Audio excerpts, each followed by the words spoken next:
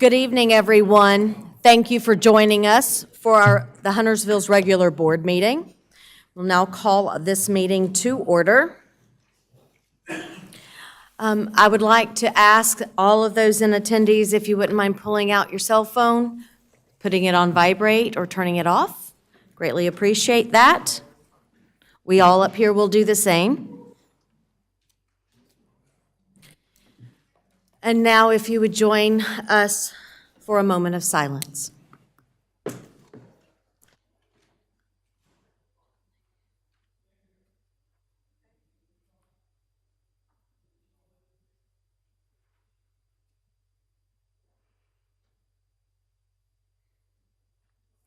And now, if you would join us by standing for the Pledge of Allegiance.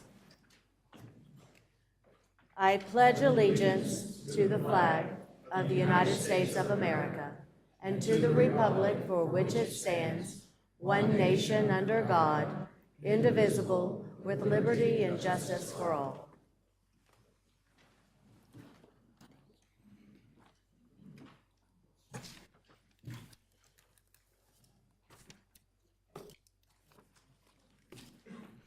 It is wonderful to see all of you here joining us this evening. Thank you for coming out. I would like to ask the board if they have any questions for staff at this time. Commissioner Partee? Yeah, thank you, Mayor. I'd like to ask Chief to come up and make an announcement.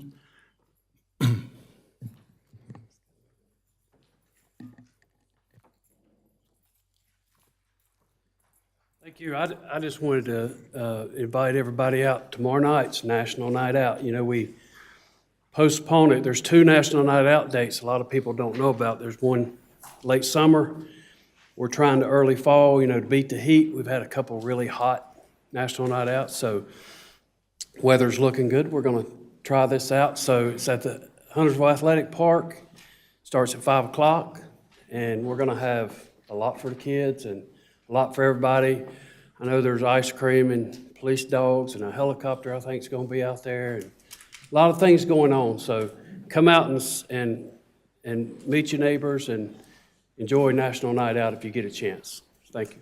Thank you, Chief. Thank you. I will say National Night Out is a wonderful time for everyone to come out and just bring out the kids and enjoy the time. And moving it to the fall is probably a great thing because it gets hot out there in August. Commissioner Kidwell? Yes. Town Manager Anthony, if you could please send my warmest regards to all of town staff that helped get everybody through the hurricane. I know we had people working overtime out there, cleaning up, getting the roads clear. The police were handling calls. The fire department was handling calls. If you could just share how much I, and I'm sure the rest of the town, appreciates their diligence during that time. Thank you. I will. Commissioner Boone? I was just going to echo the same thing, that job well done, and also job well done to Electric Cities. I appreciate you going up the road to help those folks also. Mutual aid. Thank you. Any other questions for staff? Commissioner Phillips? Public Works, thank you very much for this weekend. Kevin and Steve manned everything. They didn't have to call anybody in, down trees. Wouldn't have a town that's running without Public Works, so we're very grateful for them. Any other questions for staff? All right, seeing none, we will now move into public comments.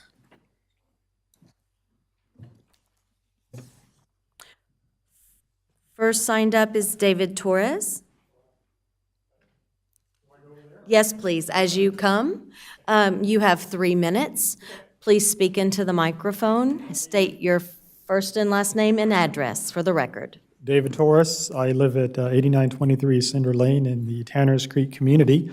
And basically the reason I'm here, I'll be brief, is that there's a company that's developing land on April Mist. I think it's your item number 9B. And I'm just here as a resident that I'm in full support of it. It's rare you get to pick your neighbors, but this community here is similar to what they've already developed up in Davidson at Williams Place or over in Charlotte at Chad's Landing. And it's actually a nice community, and I think it will help property values. You don't have to worry about the residents going in and doing things in the neighborhood that if you add more housing, may have a problem with children coming in, and, children will be children. But octogenarians pretty much don't go out and disturb anything, so that's a plus. And the aesthetics of it, I think, are going to look good. I also want to comment that a fellow resident who couldn't be here tonight, David Wolf, he is also in favor of it for whatever that's worth. But that's it. So, thank you. Thank you for coming out this evening. Sure. The next person who is signed up to speak is Audra Collins. Ms. Collins, as you come up to the podium here, please make sure that you speak into the microphone. State your first and last name for the record, as well as your address. You have 3 minutes. Hi, my name is Audra Collins. I live at 8904 Sutherland Drive, and I am here to talk about the development in what would be Barnes & Noble and Dick's Sporting Goods. I am mentally ill, and during my depression, Barnes & Noble was my home away from home. When I needed to leave from my house, that's where I would go. I would take an Uber, or I would have my parents drive me there. Barnes & Noble got me into reading, and reading was my escape from school when I was bullied. And it got me into writing, and I just don't know what I would do without it, honestly. It definitely did change my life. I've lived here for 23 years out of my 25, and I can't even remember when it was built. That's how long I've been going. And like I said, I don't know what I would do without it, so I hope you vote against that.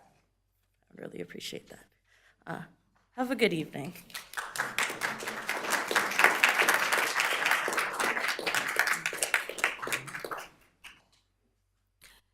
The next person who is signed up to speak is Jill Brown. Ms. Brown, as you come, please speak into the microphone. You have 3 minutes. Please state your first and last name and address for the record. Thank you. Hi, my name is Jill Brown, and I reside at 8361 Brickell Lane, Huntersville, and that's the townhomes at the village of Birkdale. I'm here to talk about the 9D and 9E. And my question is, what procedures have been taken to determine if our area water and sewer systems are capable to accommodate the increase in population due to the proposed residential apartments and industrial growth?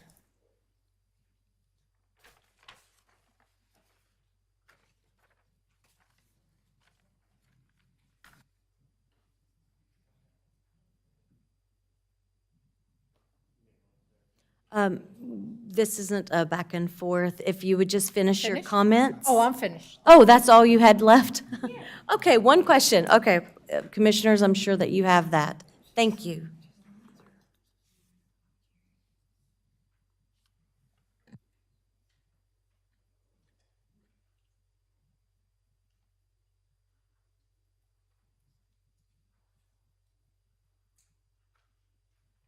Okay, so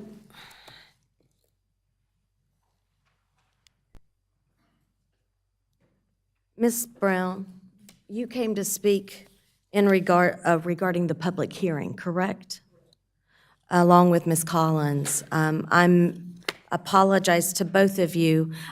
What I will do is have you both come back when we get to that public hearing and allow you to speak a second time. Normally, this time period is open simply for comments, and want to make sure that we get that in the proper order. Thank you. Since everyone else has signed up for a public hearing, we will go ahead and move to agenda changes. Is there any agenda changes?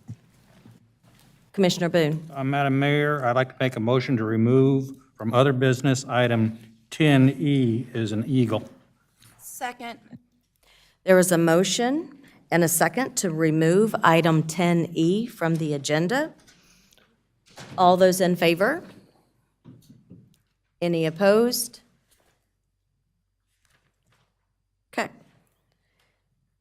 Motion carries. Removing item 10E.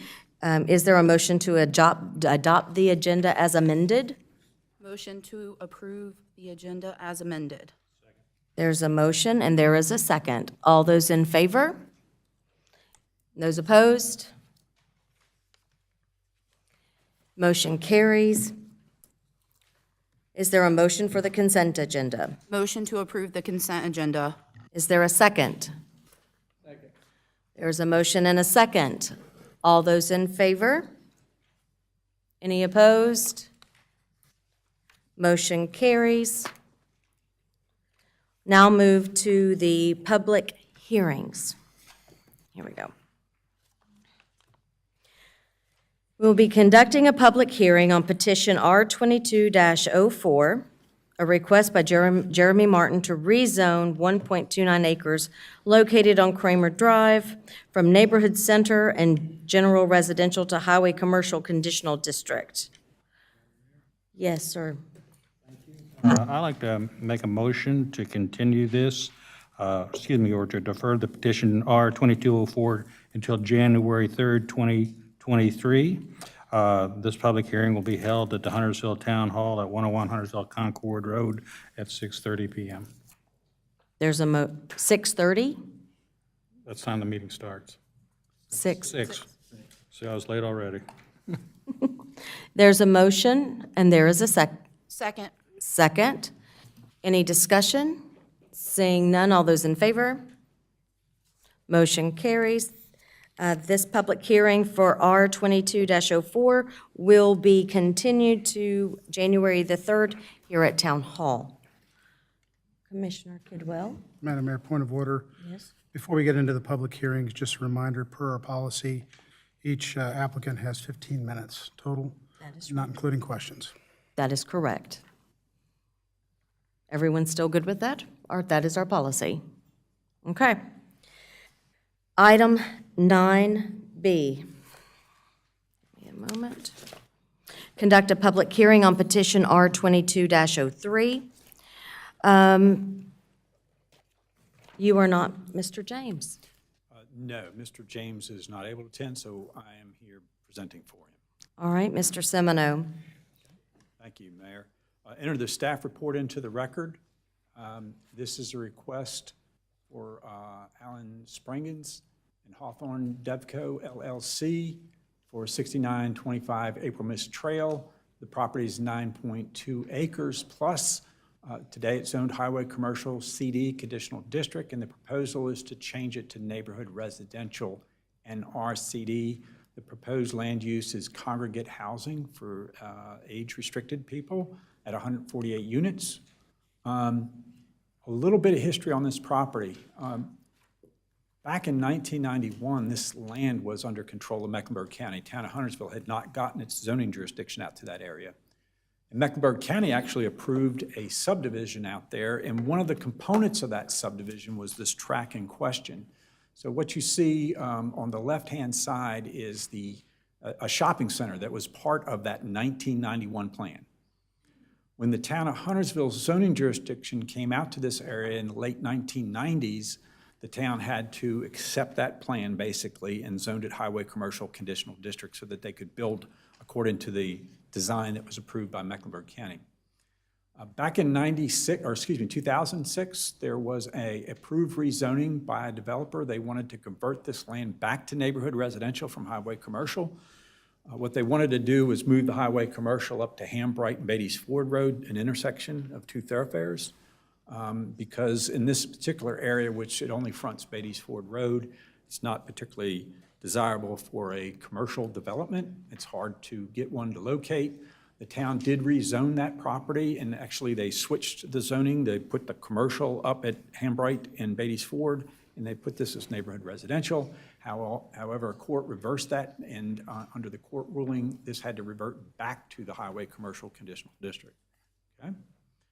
So that's what we have today. They have the right to build a shopping center out there. So here's the rezoning request. They are not asking for any modifications. It is a congregate housing, 148-unit/bed. It's 3 stories. They are providing the 100-foot buffer as described in the Beatties Ford Road small area corridor plan. So along Beatties Ford Road, try to maintain that 100-foot buffer. It will meet the 10% canopy tree save area for the NR zone. It's actually at almost 21%. It'll meet the 10% specimen tree save. They have architectural modifications that they've made to the building. You can kind of see the roof line. It's pretty complex. And they did that to try to blend in with the neighbor area, and also provided a number of trees and shrubs to also kind of mask the area, if you will. They proposed a double row of street trees and a sidewalk on April Mist Trail.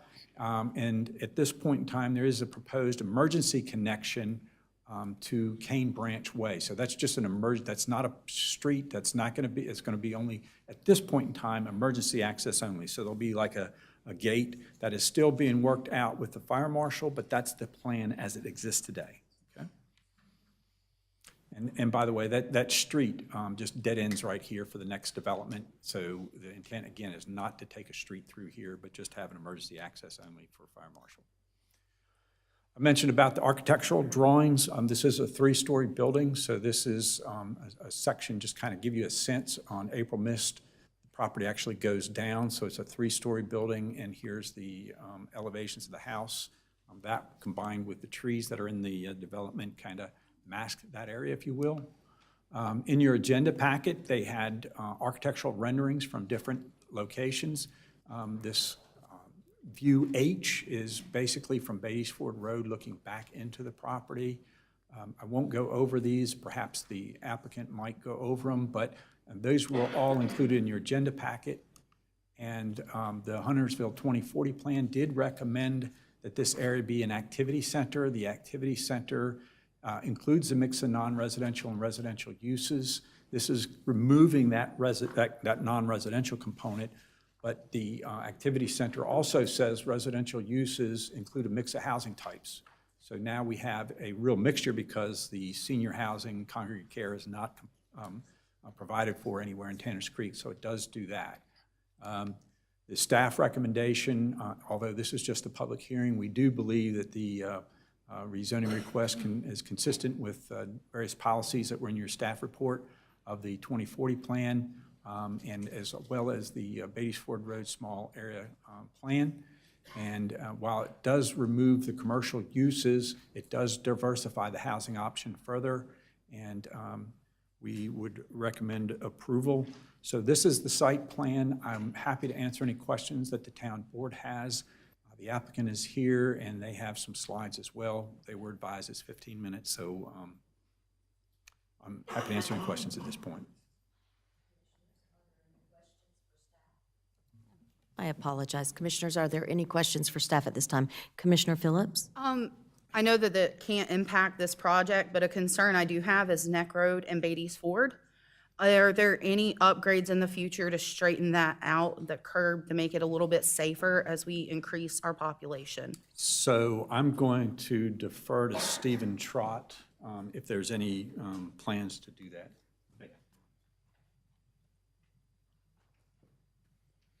Good evening. In the CIP, there is a project in the future year to make improvements at the intersection of Beatties Ford and Neck Road. You're welcome. Commissioner Kidwell? Thank you, Madam Mayor. Stephen, you might want to stay up. As the plan shows sidewalks here, but we're famously here in Huntersville, we have a lot of sidewalks to nowhere. And this is one of them. It just kind of ends where this other parcel is. Is there any way, and I don't know if we have to speak to the developer or how this goes, to connect it to where that emergency stub is going to be connected so we can, so back, right there at the bottom corner, going up to that stub, is there a way to get a sidewalk so there's walking path connects to the neighborhood, increasing the connectivity. Yeah, staff can work with the developer on figuring out any possible options on that. Thank you. Commissioner Kidwell, you might want to ask the developer that too, when he comes up. Oh, I shall. Thank you. It's a great question. Commissioner Munger. Sure. So one of my favorite questions is connectivity. Why aren't we connecting that road or making it a possible connection? If this was a subdivision, in other words, it was not just one building on one lot, we would connect the road. But this is just one building, one lot. And so that is why we're not doing it, but we are working with the fire marshal for a second entrance and exit to this for emergency access only. Okay, that's it. Commissioner Partee. Thank you, Jack, for your presentation. I just want to inform my fellow board members and commissioners that I live in Ladder Springs, right across the street from this development. And during the summer, the HOA organization from Tanners Creek and Ladder Springs asked me to sit on one of their meetings. And I thought I was going to walk into a hornet's nest, but exactly the opposite. They support this project. They're very approval of the project. And moving forward, I think we have a good development here that's going to fit right into the community. Thank you. Any other questions at this time for staff? Mr. Torres, since you signed up for the public hearing and not just public comment, if you would like to come and just reiterate yet again for the record, I want to give you that opportunity.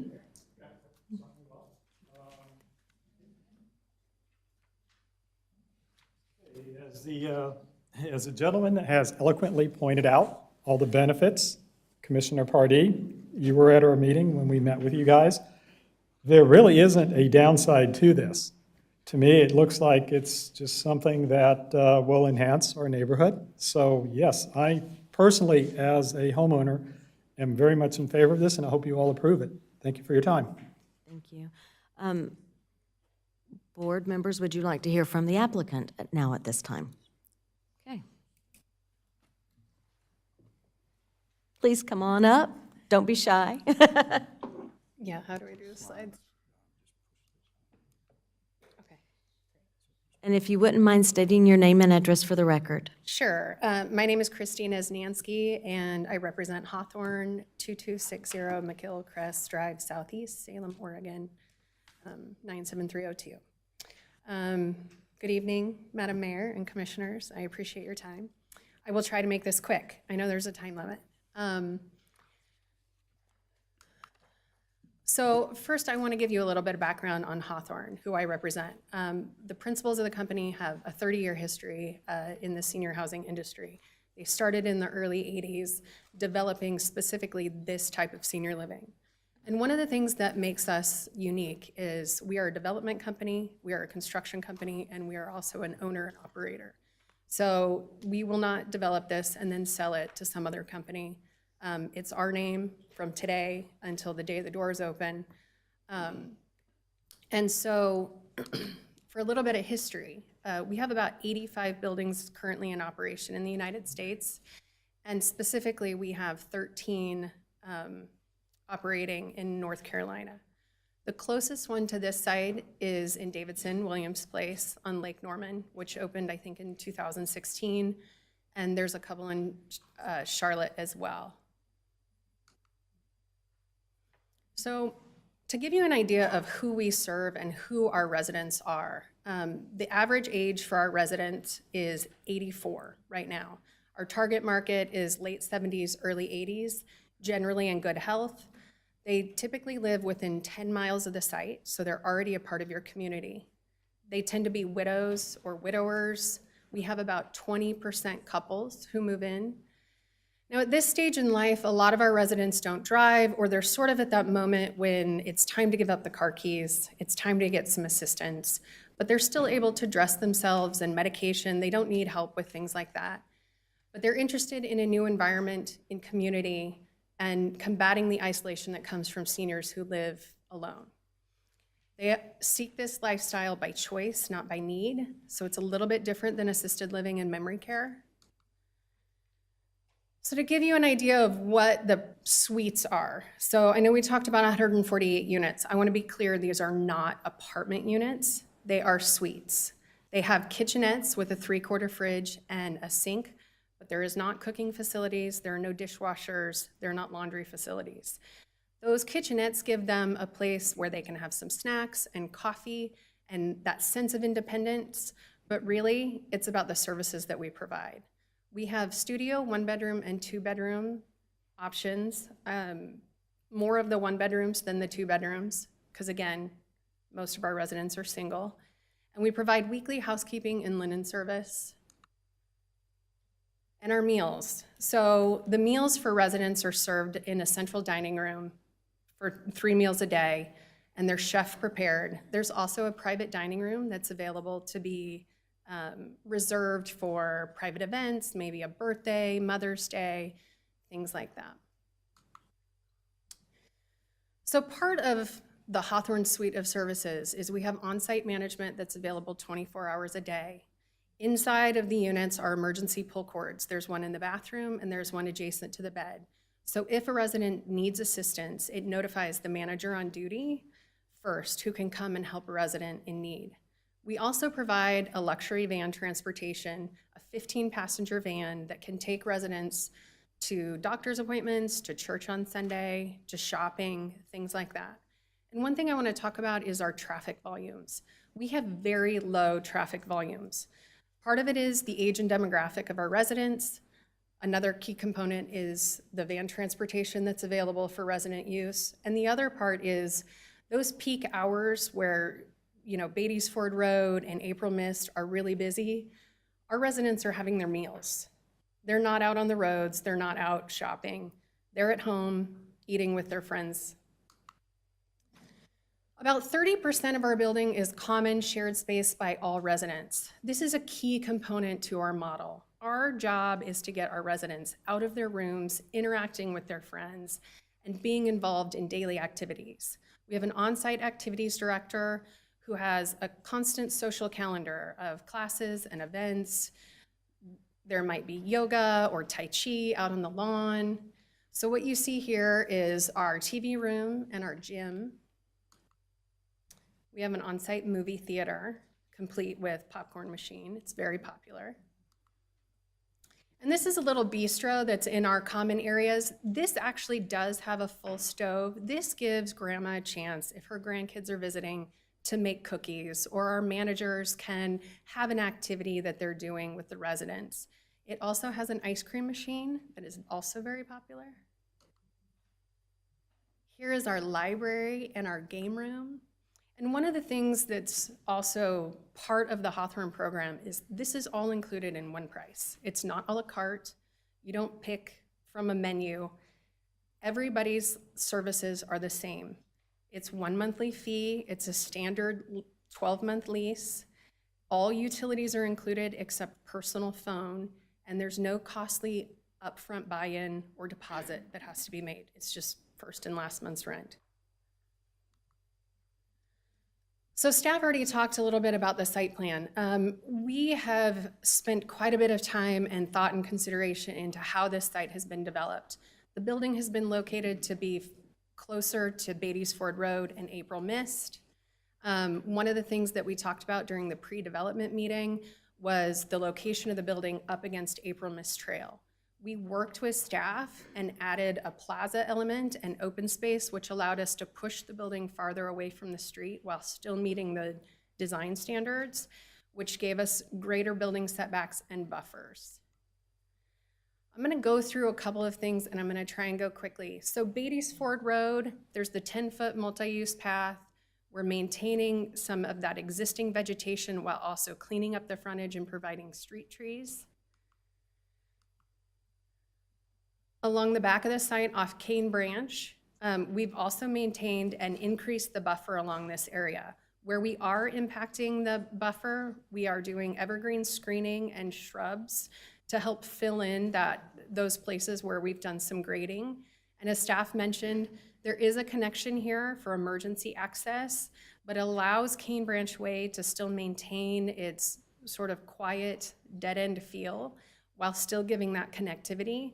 One of the key things about having this not be full access is our residents are 80 years old. We don't want cut-through traffic through our parking areas. It's a danger to our residents. And also in our discussions with the neighbors, they don't want our traffic going through the neighborhood that direction either. On the north side of the site, we've increased the buffer. So this is actually the only part of the site that butts up to homes. The rest of the site butts up against Tanners Creek HOA land. But here we've increased the buffer and maintained a lot of the existing vegetation. Those 3 structures that you see are single-story garages. We occasionally have residents who move in, they have a classic car, they're not ready to give it up, so we have a couple of units for that, and then the bigger one is where our van is parked. So when we had our neighborhood meeting, we got some feedback from some neighbors near the site, and so this is a little bit different than what had been submitted. This is what staff showed. So we have relocated this sidewalk to allow for a double layer of trees, and specifically here, the second layer on the detention pond side will be evergreen trees with evergreen shrubs to help maintain that existing feel of what the neighbors experience when they drive down that street right now. But there'll be a nice sidewalk that connects to the dead-end sidewalk in the neighborhood. April Mist Trail, we talked about this. We've also relocated the sidewalk here and provided a double row of trees. There's an existing double row of trees that are initially in our first design we tried to save, but staff gave us feedback that those are a nuisance tree species, so we needed to replace them. So these will be large oaks, so they'll actually end up ultimately bigger than the existing trees that are there. Staff showed you guys this site section already. The design that we've done along April Mist has allowed us to increase the building setback, allowed us to provide an entry plaza on that side of the building, provide the double row of trees, and increase the distance from adjacent homes. And one other thing I'd like to point out is the houses across the street on April Mist are 2.5 stories. So they have 2 stories with a finished attic. They're also uphill from our site. So if you look at where our finished floor has been set, we were very careful in our consideration of how this building would interact with the neighborhood on this side. So this is the view from April Mist. You can see that there's some existing trees, and then we've also showed our new trees and the 2 sidewalks where they come in at the intersection. This is the view along April Mist. I know staff presented some of these. This is the entry plaza that faces April Mist. So on the other side of the street trees, this is the experience of the building. We've been careful to have a lot of building articulation. We have the larger dormers along the roof to break up that building mass and to provide a real neighborhood feature along that frontage. This is the entry, the driveway entry. And this is the pickup and drop-off area on the inside of the site. And these are our amenity areas. So these are on the side of the building that faces Beatty's Ford Road. So they'll really be protected by that existing tree vegetation that's there. They'll be tucked in, feel courtyard-esque. We have raised garden beds for residents. The chef uses those as well for herbs. And there's always some lawn areas for outdoor activities for the activity director. So project outreach. So we've been working on this project since March. We met initially with town staff. We met with the pre-development meeting. We got feedback from staff and the commissioners and the planning board member on the pre-development group. In May, we met with both the Tanners Creek HOAs. In June, before we submitted, we had an informational meeting. We set out mailers to the notification area and also communicated with all the HOAs. We have been communicating with Lattice Springs HOA as well, although I have not met with them personally. We formally submitted in July and then formally had our neighborhood meeting in August. And in September, we've worked to address staff comments and comments we received from the neighborhood meeting. So just to sort of conclude, we believe that this development is compatible with the existing neighborhood. It's a greatly, vastly reduced impact from the currently proposed commercial development. It's a low traffic generator. We pride ourselves on providing a park-like setting for our residents as well as the surrounding neighborhood. And it allows seniors to stay here.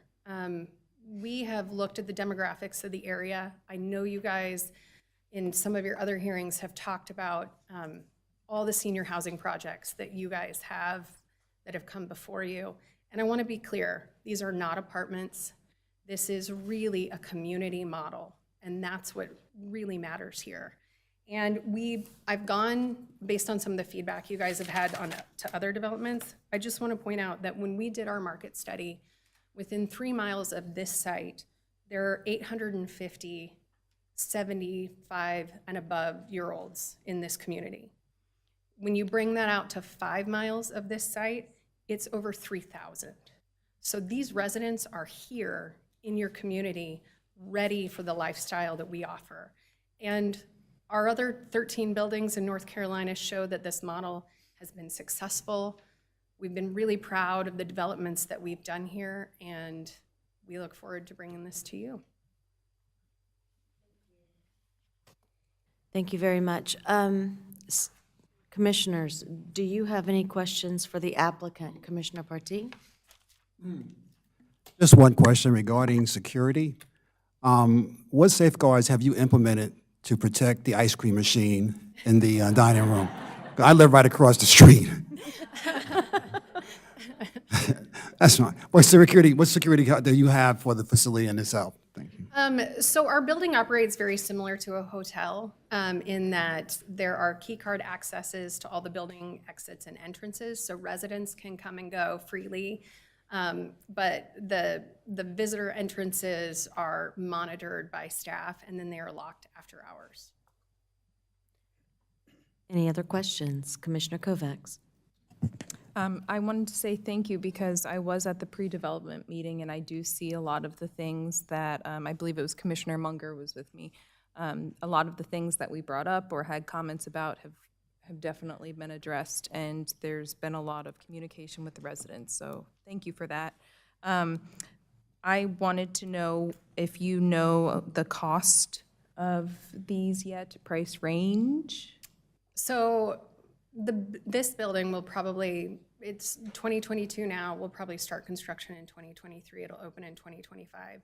So with the current economic climate, it's hard to project that. But I can say with our existing facilities, our studios run in the high 2000s.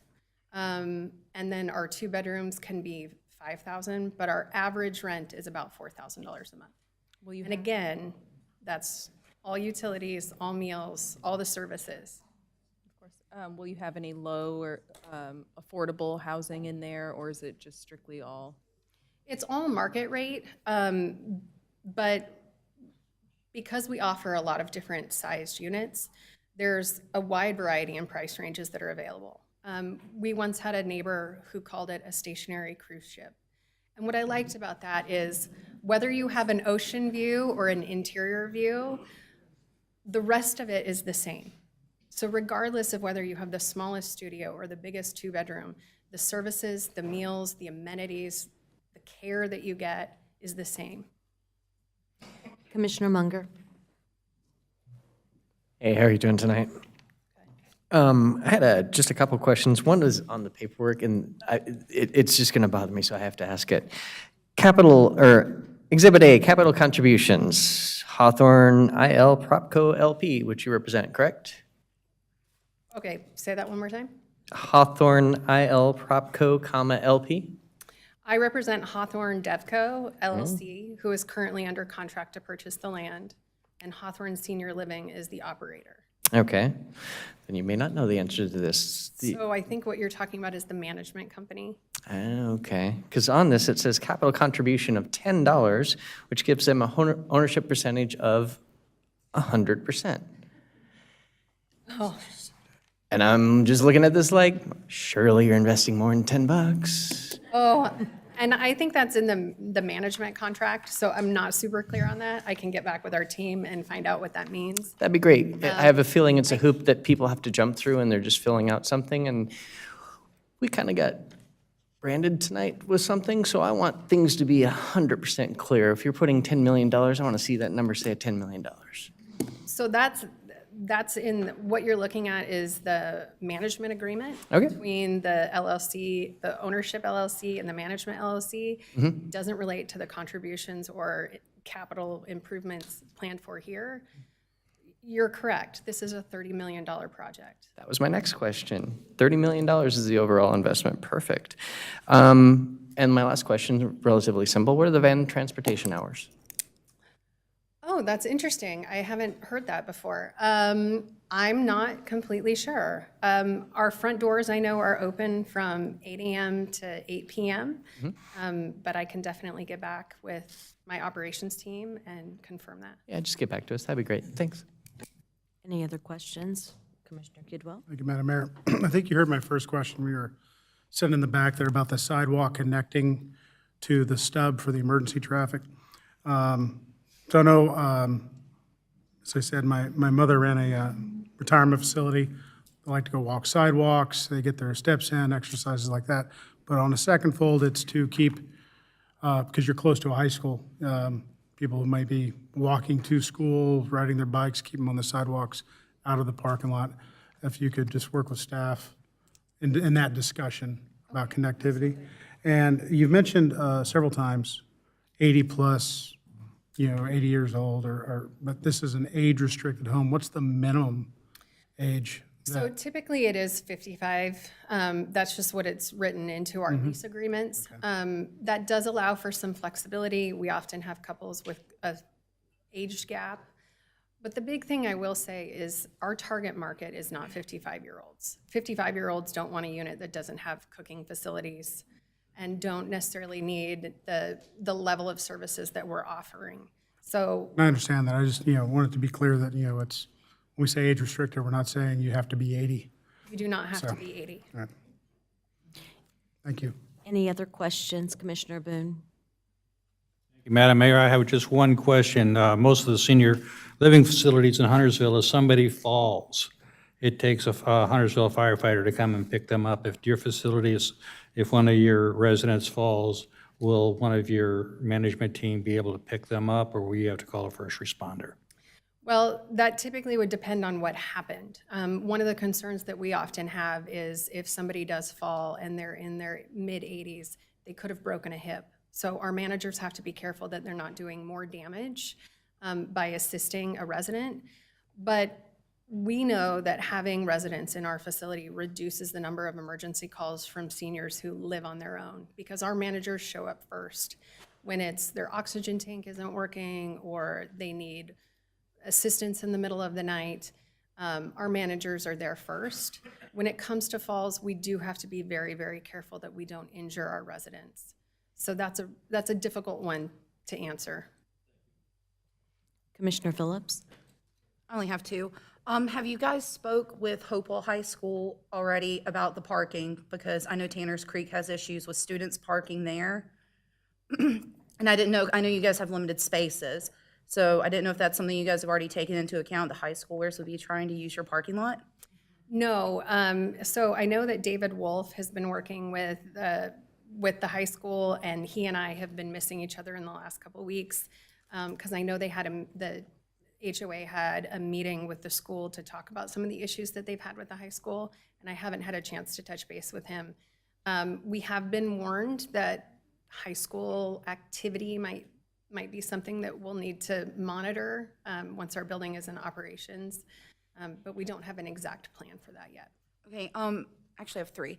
Have you guys been forewarned about the noise and sounds from the school from football games and of that upsetting residents?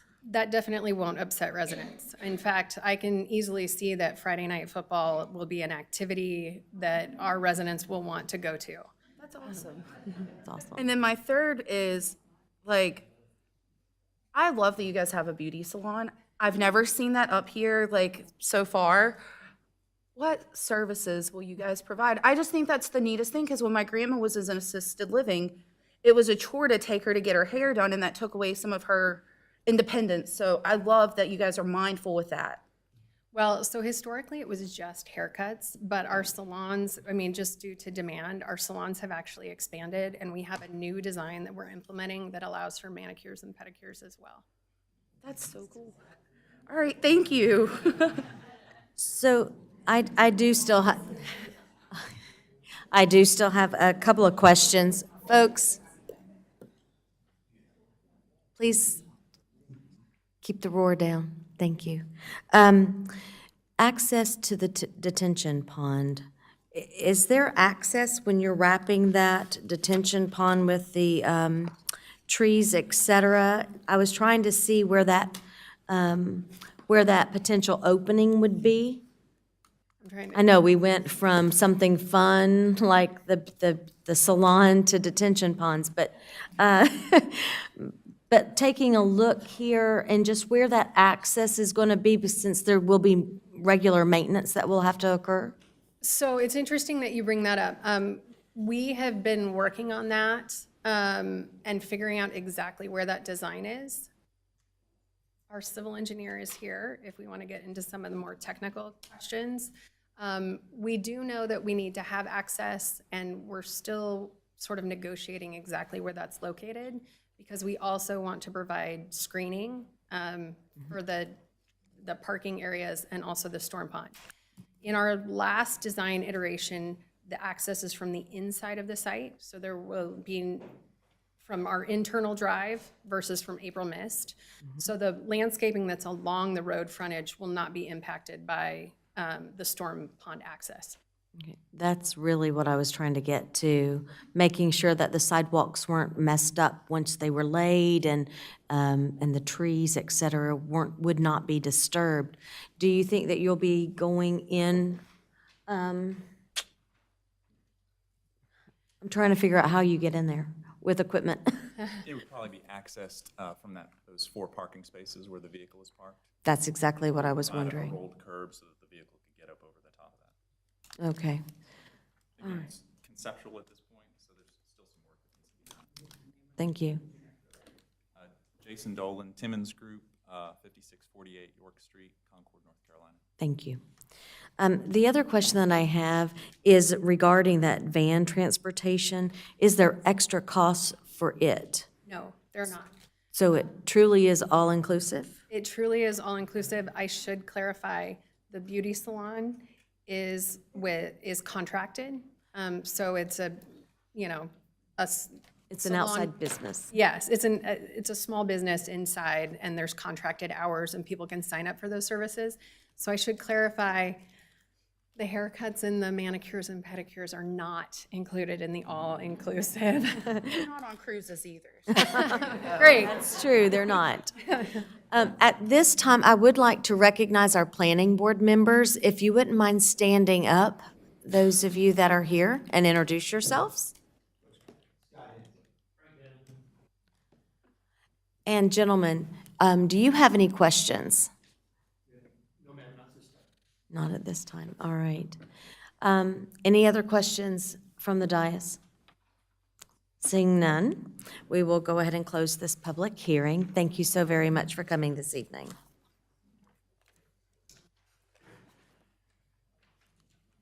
We will now move to item 9C, and it is petition TA 22-06, increase building height limits for hotel motels. Mr. Farber, how are you this evening? Not bad, yourself? Good, thank you very much. And I'll submit my staff report into the record and get started. So this text amendment was submitted by DDRTC Birkdale Village LLC. The HOAB recommended approval 7-1. And just to let everyone in the room know, the applicant has also submitted a related rezoning, which we will go over after this. So a little background.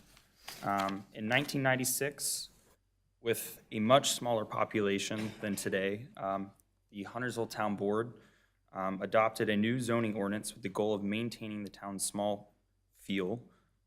This involved maxing out the height at 48 feet, which you can see above here. As the town population has increased, the zoning ordinance has continued to evolve with it.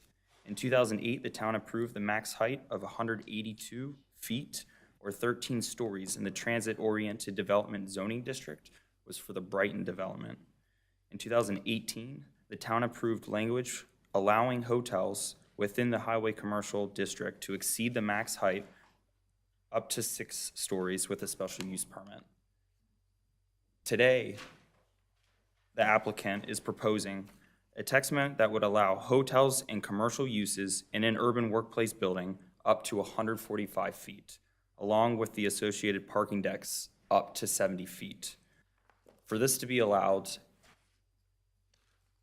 it would have to be located within a highway commercial zoning district, within a pedestrian-oriented development, and go through the special use permit process.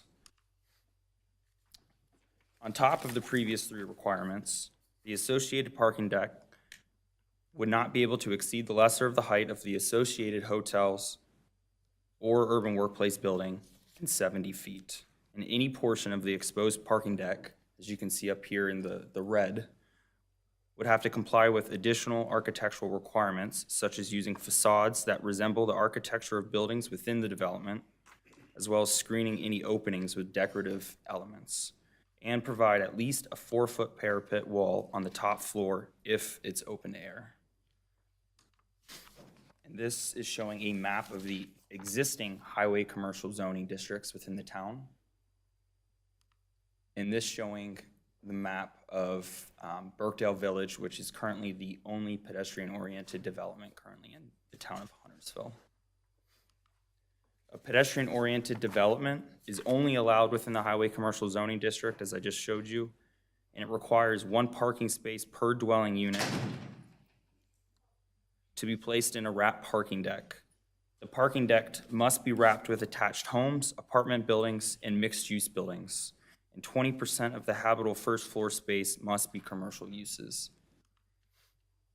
On top of that, for the special use permit, that would be required for both commercial uses and the hotel or motel.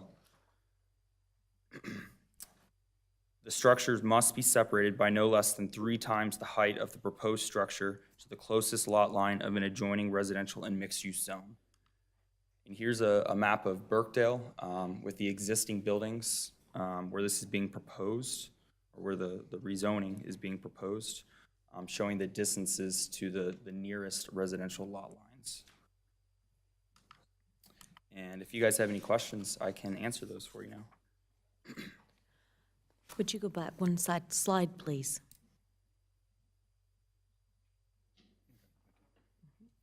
We'll open it up for questions for staff. Commissioner Phillips. I would like to ask Attorney Sloop and my fellow board members, my family owns land that's highway commercial. Do I need to recuse, and would you like me to recuse? This is, sir, if you're talking about whether or not you would be in violation of 160D 109, the standard for legislative matters is whether or not you would experience a substantial financial impact that's readily identifiable. And so right now, given that this is purely hypothetical, I don't think that that standard would be met at this point in time. Okay, thank you. Commissioner Kidwell. I don't see any reason for Commissioner Phillips to be recused. All right, opening it up for questions. Commissioner Kovacs. Sorry. So do you know off the top of your head what year Birkdale was built? 2000. And in the beginning, it was towards the beginning of the slides, I didn't write down the year. 1998? Was that what it was? 1996, I believe. 96. Okay, so in 1996, 48 feet was, so at the time Birkdale was built, 48 feet was the maximum height. Correct. And so it seems like the people that have purchased homes around the vicinity would be under the impression that the maximum height of where they would live would be 48 feet to keep that small-town feel, as you said.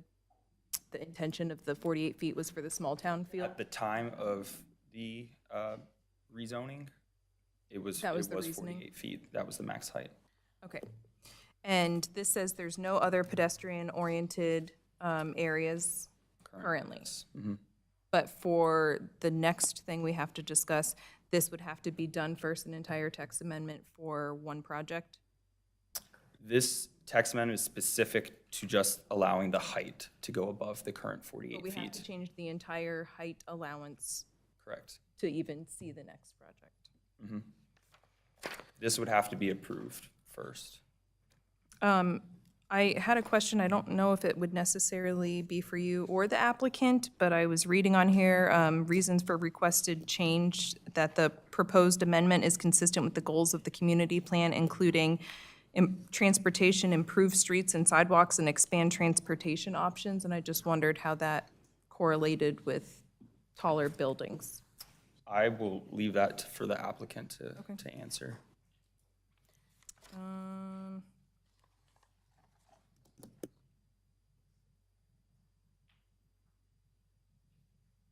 And was there any reason for this specific height, 145 feet, or was that just due to the applicant request?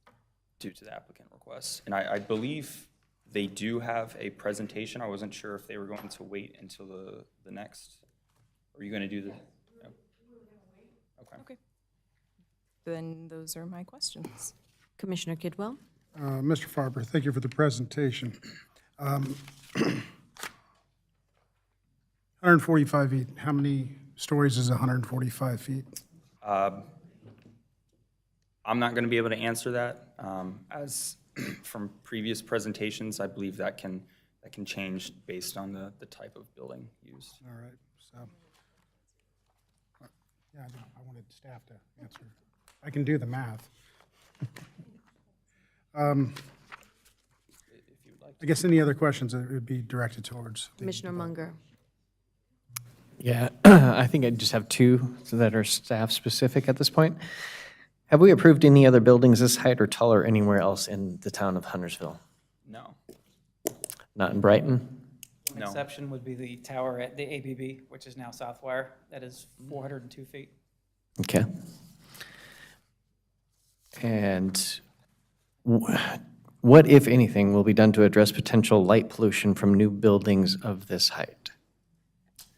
There's, Can we address that during the rezoning, as that's not pertinent to the text amendment? Sorry, I tried to limit my questions down. I only have 20 more for the next one. We're ready for you. All right. Planning board members, do you have any questions at this time regarding this public hearing? No, ma'am. Just one comment, because I think it was in the staff report that was the vote from the HOAB. I believe it was in there. So I do have one question, and it goes back to Commissioner Kidwell's question about 145 feet. Because I think 145 feet isn't always equal in regards to how you slice that pie. Is that true? I mean, it could be 6 stories, it could be 12 stories. I will let the applicant answer that, and that may also be something that we can answer. Well, I would like to hear if Mr. Richards, do you have a? It'll depend on the product mix, depending on what the floor plate size is. If it's office, the first floor, or typically a mixed-use building this, you could have about a 20-foot first floor, and every floor after that would be different. So if it's an office mix, you're looking between 12 and 14 feet, depending on what type of office you want. If it's a hotel, it's a 10-foot floor plate. Those are pretty standard heights for different industries. So you may get 6 stories, you may get 7 or 8 stories, depending on how it's mixed up. Okay, All right? thank you. Sure. Any other questions at this time? Would you like to hear from the applicant? Susan Irvin for the applicant. I think Nathan did a great job presenting, and we don't have any further information unless the board has questions for us. Okay, thank you. Well, seeing that the board does not have any other questions at this time, I will go ahead and close this public hearing. Hold on, let me double check myself. Yes, we will close that public hearing.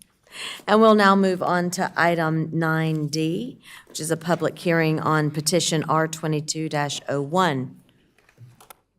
Mr. Richards. Good evening. Good evening. Brian Richards for the planning staff. At this time, I'd like to submit my staff report to the record while we rifle through our fantastic presentation here. Thank you, Kim. All righty. Pardon me, I'm new glasses. I may be moving around quite a bit this evening, so this is interesting.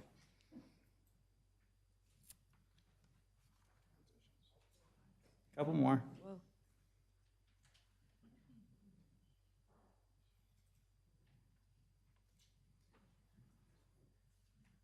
You'll get to see all these again in a few seconds.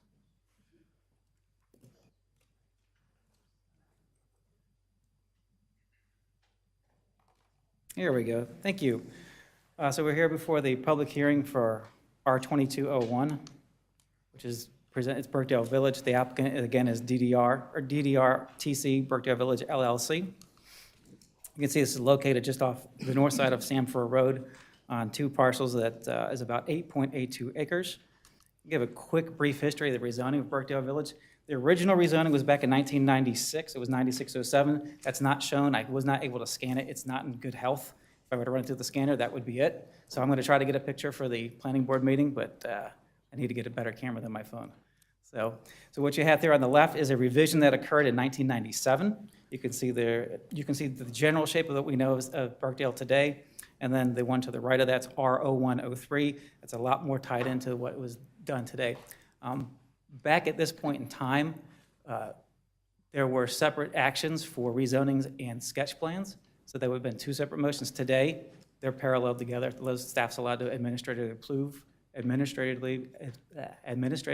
the sketch plan if it's similar to the sketch plan.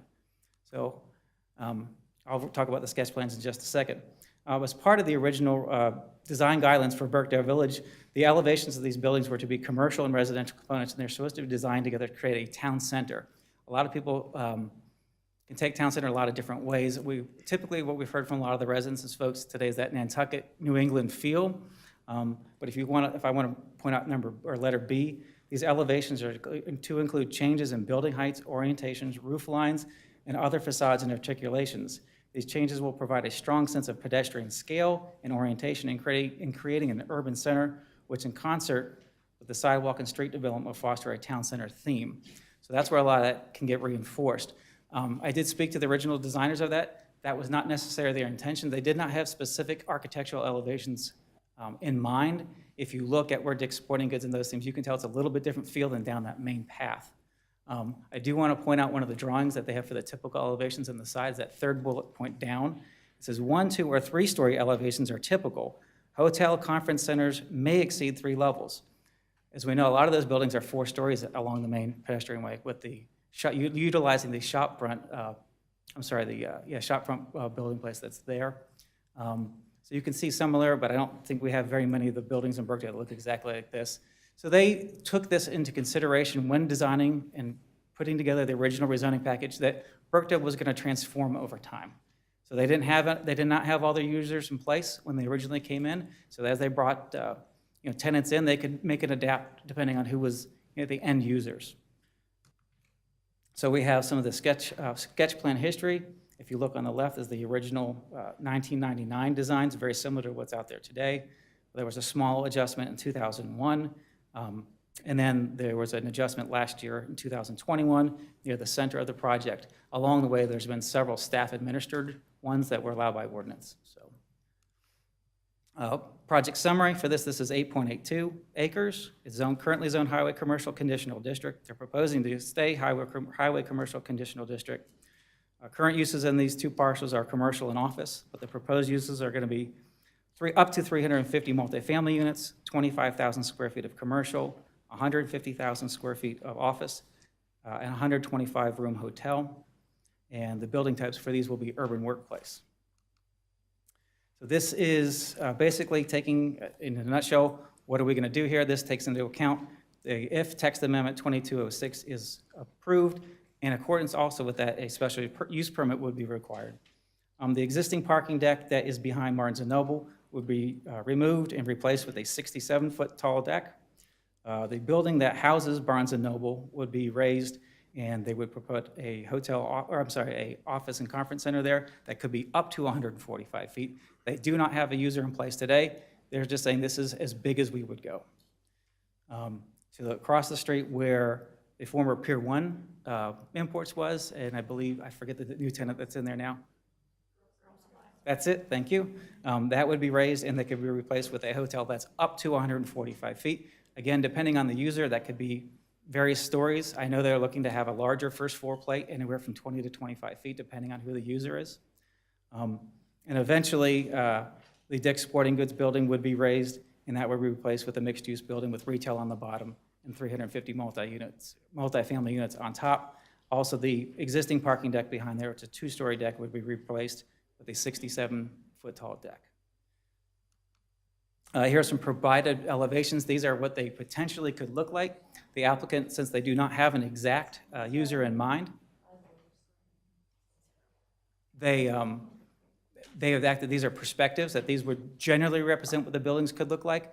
They would work with staff to finalize design as the architectures came on board at a future date. These are some potential elevations for the hotel. And here are some potential elevations for... Mr. Richards, just a moment. If you would like to carry on a conversation, please step out into the lobby. I really need the board to be able to listen and hear staff. And that's just very important as we can get the information so the board can make a decision. So please, again, if you want to have a conversation, by all means, but just step outside. Thank you. Sure. Mr. Richards. Absolutely, and here's the potential replacement building. It would be in this vein, not necessarily these exact elevations for where the Dick's Sporting Goods building is today. This one you can see has a large floor plate for retail along the bottom and then units up top. This one is taller than what they would propose, but this is just kind of give the flavor of what it potentially could look like. We've got some aerial perspectives, there's some visions. We asked the developer to show what could this look like as you're driving up to the site. So I took of key points that they have out. This is just a legend, and this is if you're coming in towards downtownly, this is what you would see. You could potentially see the backside of those buildings. The trees are there today, so there's a pretty good screening as you approach that from the side. As you are driving eastbound on Samford Road, you could see the buildings off to the left. You can see the potential office building in the foreground, and the background would be the hotel and the multifamily units. As you were coming northbound, exiting where Firebirds and that facility over there, Birkdale Landing, Shake Shack's over there. As you were out there turning left, this is what you would see across the street from the adjoining buildings. If you were heading westbound on Samford Road, this is at Samford and North Cross Drive. This is what the perspective would look like, or could look like. And this is an aerial view of the potential project. Road improvements, the applicant submitted for a TIA determination. A TIA was determined to be needed. The town did defer to NCDOT. As part of that determination, with STIP project U5765 in place, that's going to be set to be let for construction in 2026. No additional roadway improvements were needed to accommodate for this project. So you see this is a large stretch of the project U5765. Get a little bit closer view as you get approach to Birkdale Village. You can see this has the reduced conflict intersections with the U-turns. There is a dual left exit on the east side of the project. And this would be widened to 6 through lanes across the frontage of Samford.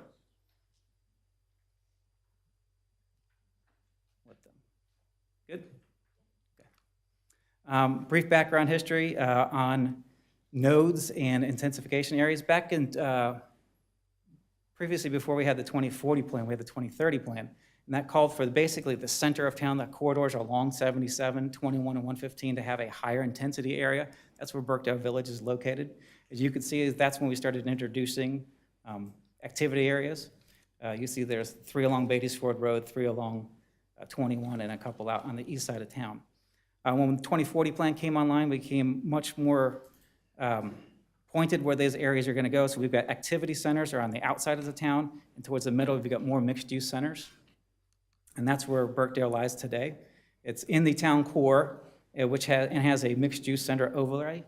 And part of that mixed-use center overlay actually encourages for apartments and those types of things. That's where you should keep your densities, towards the core of the town, not towards the outskirts of town. So regarding the 2040 plan, there are a long list of policies here that support the community, from the 2040 community plan, that would support this project. There are a few that aren't in support, and some of that involves how the product mix occurs. And those are here for you guys to take a look. There in my staff report, and we can examine any of those that you like. And at this point in time, I'd like to have staff's recommendation. And considering the proposal R2201, staff would recommend approval if text amendment 2206? Sorry, typo. That's the rezoning number. Should be text amendment 2206. Building height is approved, and all outstanding comments are addressed. And I'm here to answer any questions that you may have. Okay, we'll open it up for comments, questions. Commissioner Munger, I know you have some. What makes you think that? How are we doing? So I'll go back to the question from 9C that I was told I couldn't ask at that point. What will be done to address potential light pollution from new buildings? That's a great question. All of our buildings would need to meet the lighting requirements of Article 8.26, so all fixtures would be full cutoff, and there would not be any light trespass on the neighbors. All right, and do we see any issues with, I understand one of the things on the office buildings is essentially they're timed and Sure. 6, 7 o'clock, the lights are going to go off. Hotels are a different story. I happen to have stayed in a couple of hotels, and sometimes I flick out on the light at 11, 12 o'clock at night. Yes, sir. We would work with the applicant and making sure there's not off-site glare. That would be the biggest issue, and like from internal lights exposing, out to the street. So they may have to, put some tint or something on the windows to make sure there's not off-site glare. Okay. Currently, the parking lot for the Regal Theaters is that meant to be used by all visitors to Birkdale Village, or is it specific to Regal Theaters? So for us, when we look at the project, we looked at the entire subdivision, and we make sure that the subdivision as an entire entity meets our parking standards. So if you were to park at Regal, you could walk down to Bricks and have some pizza and come back to the movies, do different things. I can't speak to any internal documents or internal agreements they have with the separate users about who gets what spaces, but from the staff perspective, Birkdale as a whole meets our parking requirements. Okay, and do we have any concerns? I know because Regal Theaters' parent company filed for bankruptcy, that situation has the potential to change. Do we have any concerns about that venue changing what it becomes and its impact on parking? We would need to evaluate what it becomes at that point in time. But typically, we have got relatively light parking standards. We leave it up to market rate, and that's typically, for us, it's one space per 500 square feet of commercial area. Sorry, non-residential. But we can go with, we'll make sure whatever user comes in that there's adequate parking. Okay. One of the references was policy LU11 and LU12.3 that the staff proposed to enhance architecture of the parking garage. Can you share with us in general what enhanced architecture you proposed? I'm going to bring Mr. Farber back up to help with that one. Just give me one moment.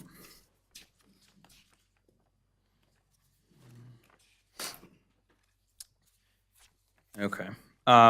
So the specific language that we've worked with the applicant on is one to complement the scale and the character of the nearby development, but the specifics in terms of the architecture is that it would be C. The facades of parking structures shall include both vertical and horizontal treatment that resembles patterns and architecture of the building within the development, including use of similar materials and similar rhythm of window openings. And any openings shall be screened using decorative elements such as grillwork, louvers, green walls, or any similar treatment, as well as a wall blocking cars on the top from being viewed from below. Is it best to say that the objective is to make it not look like a parking garage? Correct. Exactly. Thank you. Okay. Madam Mayor, I have about 10 more questions. If you'd like, I can pause and let other people ask questions. If you are willing. I will pause for now. Commissioner Partee? Thank you, Madam Mayor. Mr. Richards, I want to ask about the Sanford project. Should I direct that to Mr. Trott or? I can try to Because answer. we have, Yeah, and you if we a have specific que- I can answer specific general questions, community, but we'll bring Stephen in. because we have members of the community who are here sitting in our lobby, and I think it's important to see where that project is at right now. What's the future of 73? Will it accommodate the amount of traffic that this proposed development would, that they propose to build? And then, on top of that, I want to hear about how will this project affect the property values of the community that's adjacent to this particular development? Will it increase the property values, decrease the property values, the tax base of these of this community that's adjacent? I'll go to the second one. We can't speak to the property values. That, that's not in our purview, but I'll defer to the traffic questions to Stephen. So the NC 73 project right now is that they're getting ready to start right-of-way acquisition in this part of the project. I believe the estimated construction start time is 2026. Made its top start time for this project is what? The developer? When do they anticipate? Defer to the developer, but they're saying within 5 years. 5 years? Okay. So we're going to have a road project in addition to a development, if improved, being built at the same time. Correct. Thank you. And Commissioner Kovacs? Just for clarification, why did we defer our TIA to NCDOT? Sure, so the Article 14 of the zoning ordinance is modified to provide that option. Many, if not probably all, of the likely study intersections were within the NCDOT TIP project, which is another option to defer to NCDOT. So that's the logic behind why it was deferred to them. I think a lot of my questions are for the applicant. Commissioner Phillips? Ms. Sloop, in situations like this, are we allowed to base our votes on the lack of progress from DOT or not? So this is legislative, it's not quasi-judicial, and you all can take many things into consideration that you wouldn't be able to take into consideration with a quasi-judicial process. Commissioner Boone? Thank you, Madam Mayor. One quick question. What was the date of the TIA by the state of North Carolina? Yeah. the date of the TIA. That's pretty important. I mean, was school in, school out, it was summertime? Yeah, they had to do the TIA to meet all of the state requirements. So the state reviewed the TIA and found it acceptable. But we don't know the date that it was taken. We can certainly look and get that information to you. Thank you, sir. I appreciate that. And the applicant indicated they may have that date for you. Commissioner Kidwell? Thank you, Madam Mayor.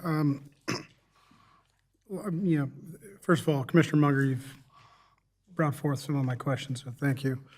And concerns. The one I'd like to talk about is the adequacy of public facilities. Talks about what this does to the schools. And, in Bailey Middle here, it talks about it would take it to 129%. Correct. JV Washam Elementary, 135%. Huff High, 119%. And I don't know if everybody read the paper, but Rhonda Cheek, the current District 1 Commissioner, said that in a meeting with Cornelius, talked about how they're moving to make Bailey Middle School just Cornelius residents only.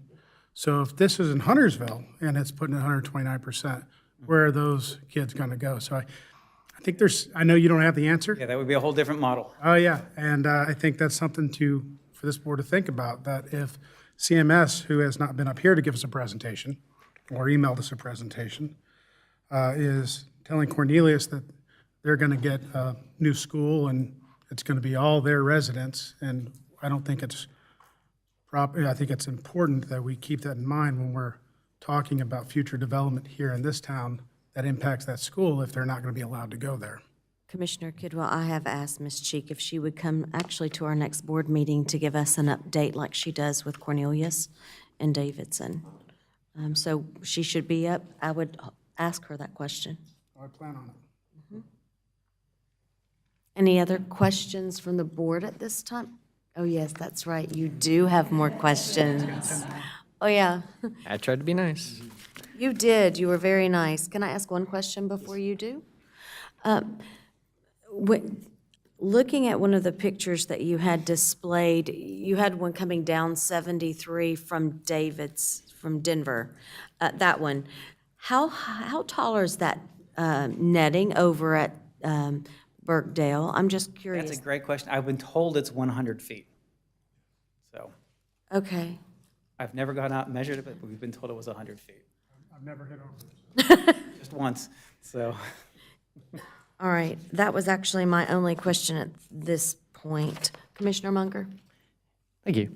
I'm going to actually follow up on Commissioner Kidwell's question. The numbers that we have related to school, the Correct. 20-day numbers? Yeah, those are from the 21-22 school year, not the 22-23. That's my And question. I want to see those new numbers. I have made note, and we will re-ask for that from, hopefully they have the official numbers now, but we'll double check. Because my understanding, or what I've been led to believe across the land, is that those numbers spiked in a big way. I will ask our contact at CMS to update their report. Thank you.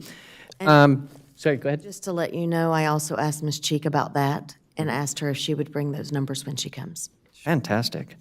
Do we have any Class A office space anywhere in Huntersville currently? We do. There is just under 290,000 square feet of Class A office space in Huntersville. I spoke to the EDC this afternoon.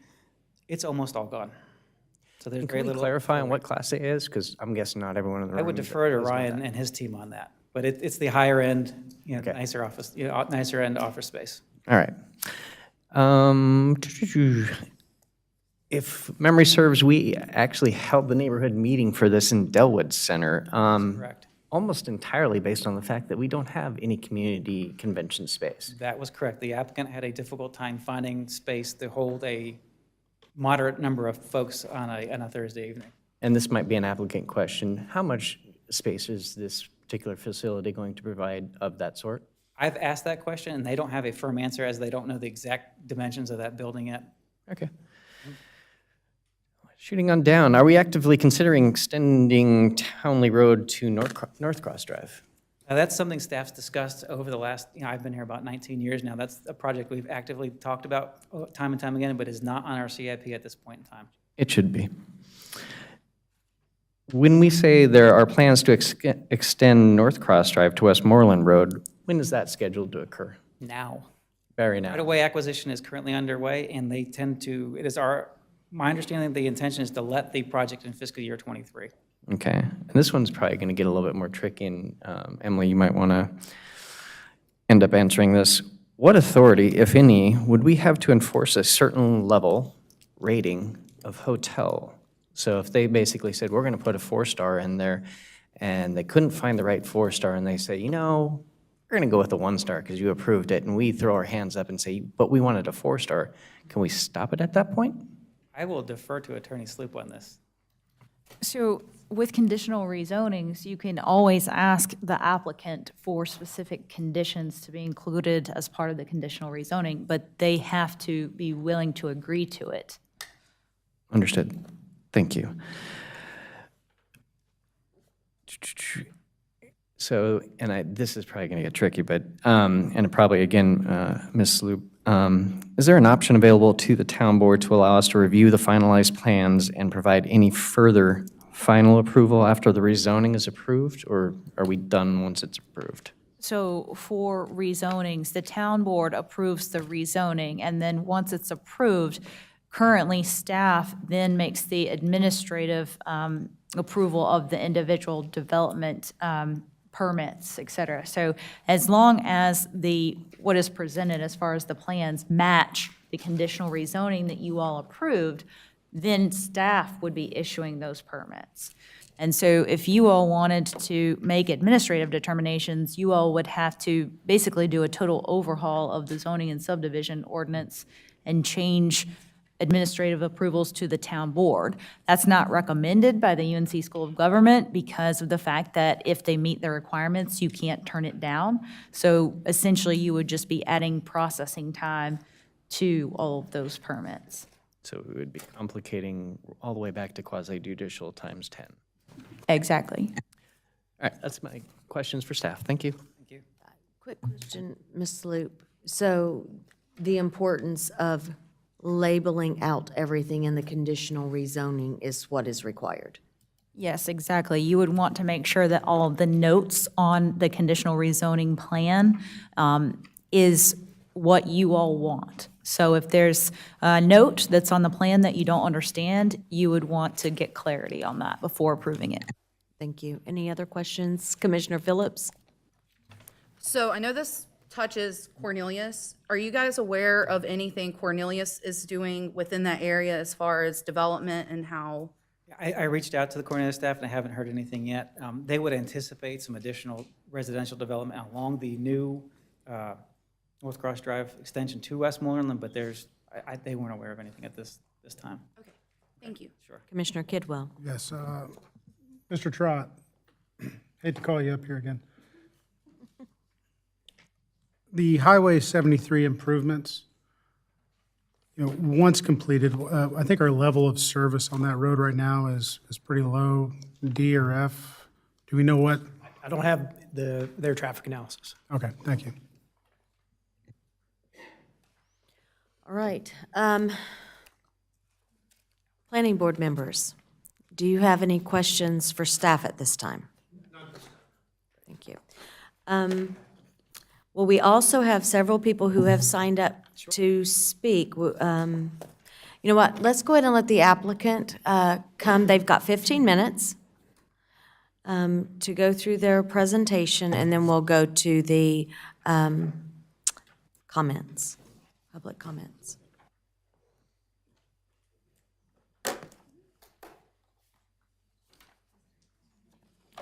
Good evening, and if you all will please state your name and address for the record. Tim Perry, 2008 West Cavendish Court, Johns Creek, Georgia. Susan Irvin, Irvin Law Group, 19726 Zion Avenue, Cornelius. Mike Lamp, 5142 Enniskillen Court, Suwanee, Georgia. Thank you. Thank you, Madam Mayor and Commissioners. Thank you for your time this evening. And thank you as well for the process. This is actually a little bit unique to what we do in the sense that you take public comments in the hearing prior to the vote date, and gives us a lot of time. I'm looking forward to getting to the comments from everyone this evening and the questions from the commissioners, because that does help us create a better product and gives us guidance into how we can improve what right now is a vision that we've submitted to you. As a victim of your own success, Huntersville is a great place to live. It's got an amazing quality of life. This intersection possesses the infrastructure for dense development, which you've encouraged over the years with the various zoning entitlements and ordinance. And it's important as we go through the presentation that we really talk about the focus and the intentional development of the city so that it's not spread around, so that the infrastructure is able to actually take care of this future development, and so that it's not taxed to a point, whether that's traffic, roads, schools, or elsewhere.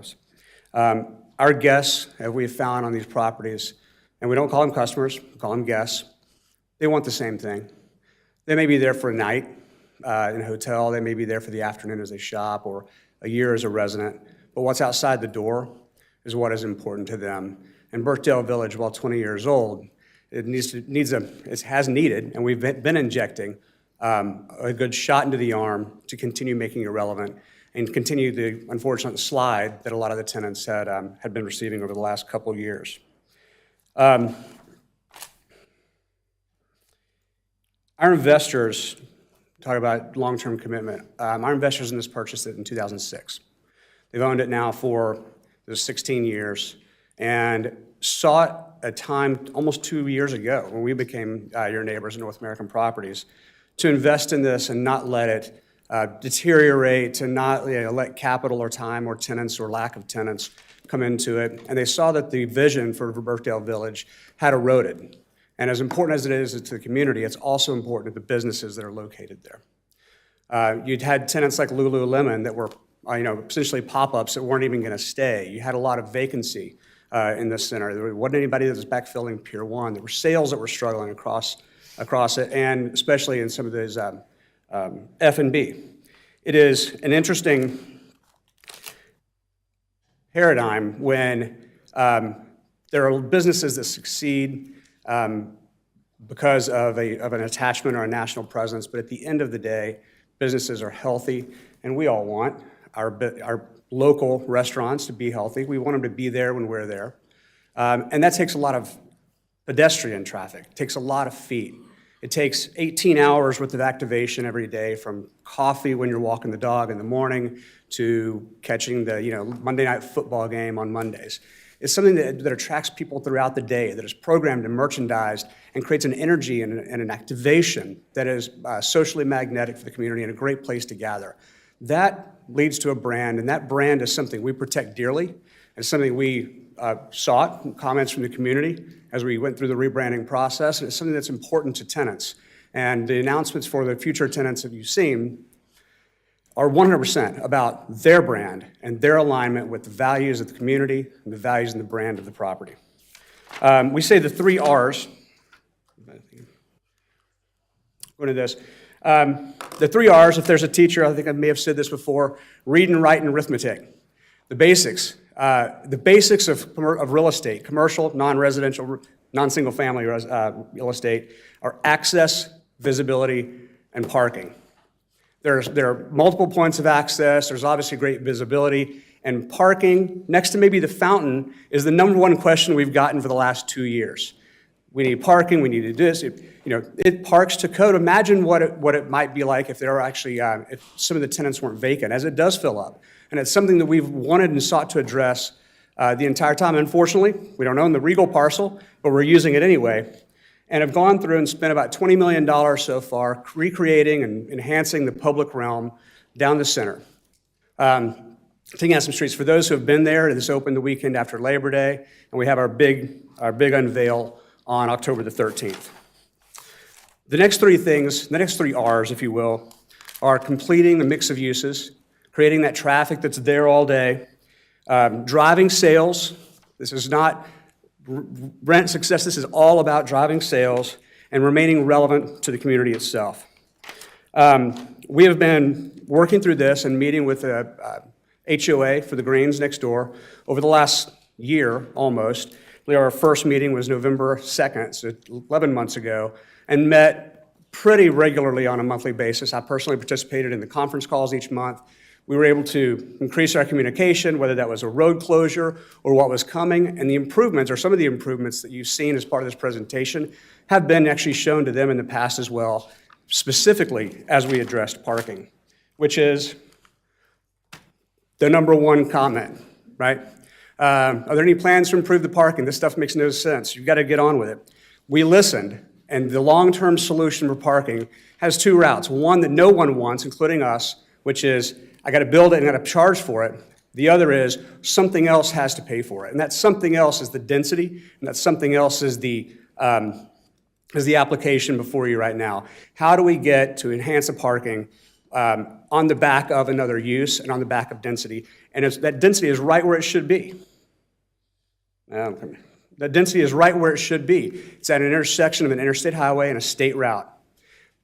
Huntersville is going to grow. It's grown 40,000 people since 2001. The 2040 plan has it exploding even further. So you can either accommodate that growth spread throughout the community, or accommodate that growth where the infrastructure from the state and the interstate and the state route can handle the traffic flow, and improvements are underway to do so.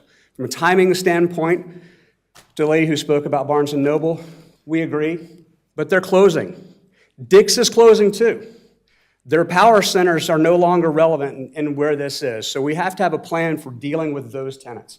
And that plan is, okay, let's take Barnes & Noble, let's make them smaller, let's put them in the bottom of another use, where we can build a parking deck and open up 400 spaces after 5 o'clock on the days and all weekends to the residents who want to come there and shop.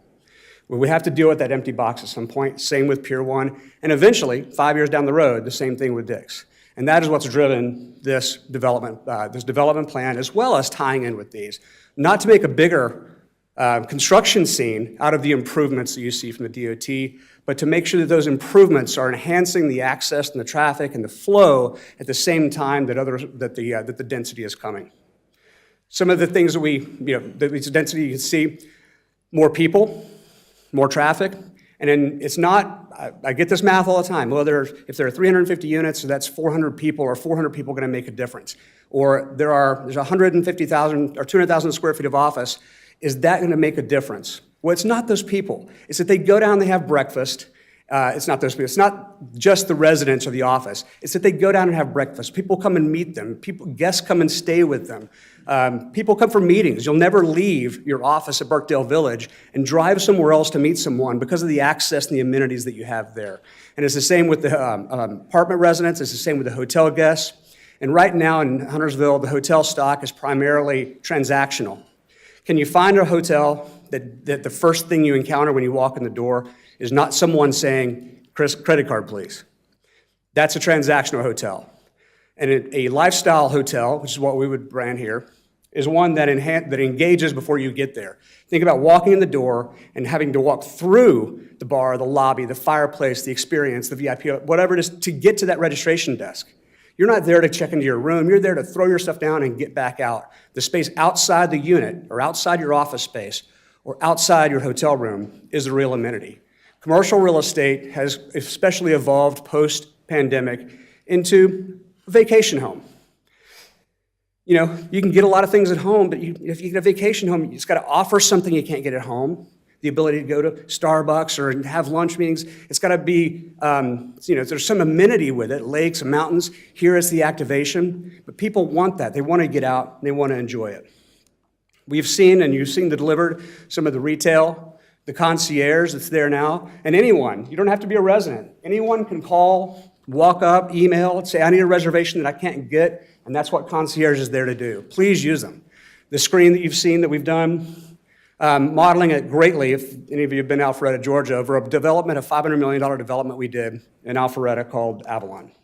It's all about taking connectivity, activity, F&B, programming, driving daytime traffic with the office, and then as people leave the office and go home, the nighttime traffic comes home. Home being the key. It's not a transient population.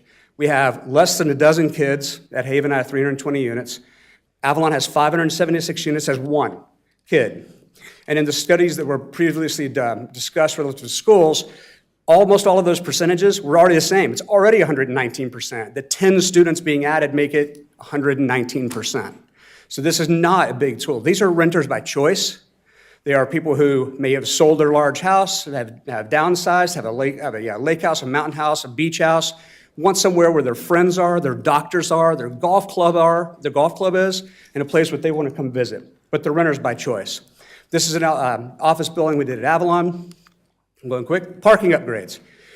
Density is what, well, I should say, the experience is what people want. Who wants to walk further for a parking space than have one close? Very few. So how do we get that parking to be there? Two things. These parking decks have to be torn down. They are in disrepair, and they are probably a year away from becoming an issue with spalling concrete and everything else. So they're going to come down, and they're going to have to be replaced. That's going to take 4 or 5 months, not at the same time, just one. And from a sequencing standpoint, you would demolish Barnes & Noble, you would build a parking deck, then you would be out of the way, and now all of a sudden you have an entire parking deck delivered for parking before you even could build the office building or before you even build the hotel. This is how we add spaces to the property.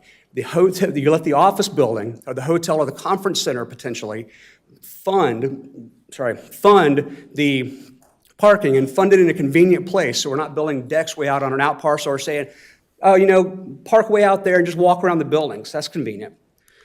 And that's all worked in part of our design. So as you come up here, On Lindholm, this is retail on the ground floor. This is 10 or 12,000 square feet. That's what Barnes & Noble is doing these days. We're doing one with them. We would love to downsize them into that space. Girl Tribe is temporary, and that's where the hotel would go. The height needed is because that footprint's so small, it's only 125 rooms. That's enough to be the go-to location for executives that occupy 290,000 square feet, hopefully more, that don't now have to go into town, or people who are coming up to visit, your in-laws, right, your wedding parties. That would be about 30,000 square feet of a hospitality, of a conference center, net about 20,000 square feet or 25,000 square feet that's usable after the back of house and everything's taken out. So substantial, that's weddings. There's nothing like that up here. You have to leave. I'll bet the Chamber of Commerce would love to hold an annual gala actually where they are located as a chamber. From the office building standpoint, the first 2 floors of this are large, the second floor intentionally that way. In order to be available for a conference center, should we work that out and do it with the hotel and move forward? And then 5 stories of office above it. Super high-end finishes, the hotel's the same way. These are concepts, but it would definitely be a lifestyle. There are a few that you've got select service, limited service, select service, lifestyle, and full service. The difference in lifestyle and full service is typically, a full-on restaurant, big, huge F&B. The lifestyle side is still outdoor amenities, restaurants, but much more casual. Some of the other concepts. This, again, is just a concept. This would be 4 stories over retail, lobbies. And then from a location standpoint, from a location standpoint, again, this is the commercial center. If you don't put your density where you have the infrastructure in place or can't add to it, then it ends up buried in neighborhoods or on 2-lane roads. And sure, you spread it out, and developers will come up and say, it's not going to add that much traffic, it's just this. It's just this one project. You need it where the density is and where everyone is. And here are some of the renderings.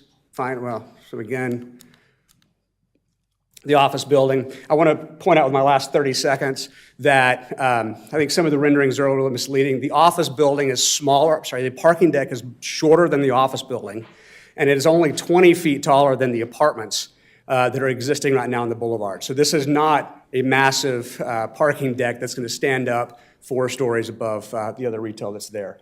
And with my last 10 seconds, if you have any questions for Mike, I can see that to him. No? What?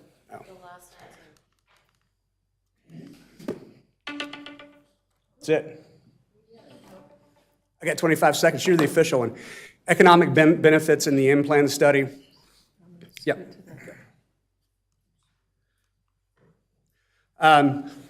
This is $260 million worth of construction benefits. I will say we have about $275 million in total cost that we'll be putting into Birkdale Village. That's a big bet. It's a very big bet. And then employment benefits.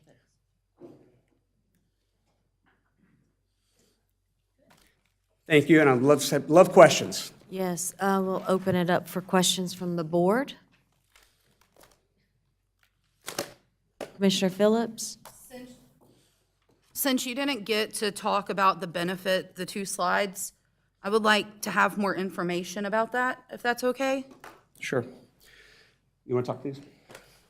Sure. These slides, we have the in-plan program that we run the information through. It's a study of economic benefits, and you can study any area. You can study any geographic area. We limit it to Huntersville. And just to give you a kind of a handful of people who use this program, cities and universities, just to look at the economic benefit of a project. And you're looking at different types of benefits. And again, these are just benefits to Huntersville. The construction benefits are listed here, just, again, for this zip code. So these are the benefits that would go to Huntersville. And these are the employment benefits. So the program itself runs through all various factors to come up with direct, indirect, and induced. And talking to the people on the in-plan, team is just like migraine inducing, but it's just a lot of detail. But we're looking at about $500 million in economic benefit. Hey, Aunt, could we maybe have Jackie at a later date use these numbers to see how they would impact our tax base? Yeah, I would be careful using these numbers from the in-plan number. So what I would want to hear from them is, what is the actual tax value? I don't know that this is all tax value, so when Jackie's going to run her numbers, I'm not going to be able to get a benefit or tell you the exact benefit of a construction worker working out there, that impact. So what I'd want to know is the actual tax value impact, and then I can tell you how that impacts our budget, and we can run some numbers, et cetera. Is that something that we can get Yeah, sooner absolutely. than later? Sure, absolutely. Thank you. Commissioner Kovacs. Now I'm Commissioner Munger. So I just wanted to understand and clarify. So this won't actually add more retail. It's adding the apartments, the office, and the hotel, and taking some of the retail away, or? There'll be a small net loss to the retail, but we'll be replacing the retail on the ground floor of at least the multifamily and the office building. So other than a lobby, it's still going to have retail on the ground floor. I guess this is for you, actually. What has caused the shift of moving out current stores? And I ask that just because you stated that there were vacancies and trouble filling up the spaces, but then we've heard of stores being asked to leave. So if there was a problem with not being able to fill up the empty spaces, why are we having people move out, if that's accurate? Yeah, well, I think you're looking at two different parts of the property. I mean, Pier 1 has sat there for a very long time. No one asked them to move out. Barnes & Noble had to be heavily incentivized to stay for another 2 years and not close in January. So big box, and then you had Total Wine, right? Who needed to get bigger, but didn't have the room to go either way because of Barnes & Noble on the one side and Gap on the other, and a grade change. So that's why, and for economic reasons, I think they moved to Cornelius and took an old Steinmart, right? That's the evolution of power center tenants like that, is to go and take, cheaper space that depends less on us creating the destination and more on them. So as much as I think we were really good at activating and drawing people in, we're not as good as a wine store. And what about the other stores, like on the interior? In the interior, there are a lot of stores that are moving around, right? And then there are some, in order to combine spaces, such as that Spice, we're moving around. And then, but others are in the way, more or less, of some larger tenants. And you look at sales, again, you look at how the sales are struggling. And I know that we get a lot of comments in the community, and unfortunately, nostalgia doesn't pay rent.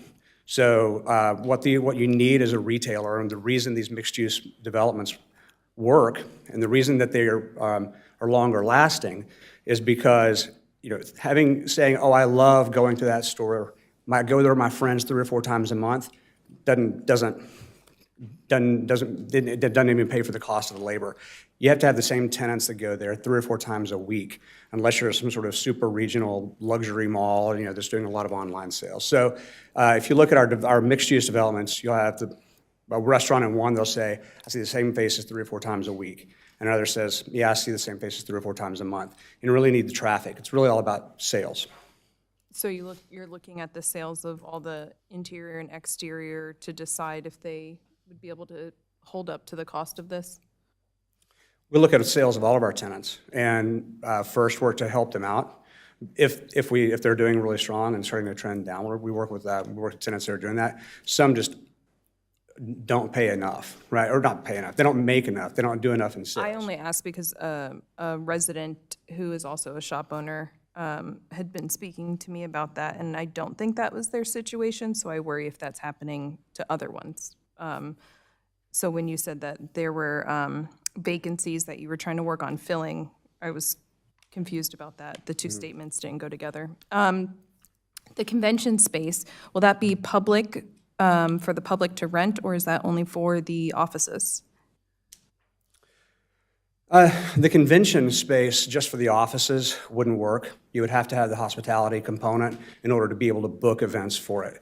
So what actually drives the success of the hotel piece, or a piece of the hotel, is the F&B and the operation of the conference center or convention center.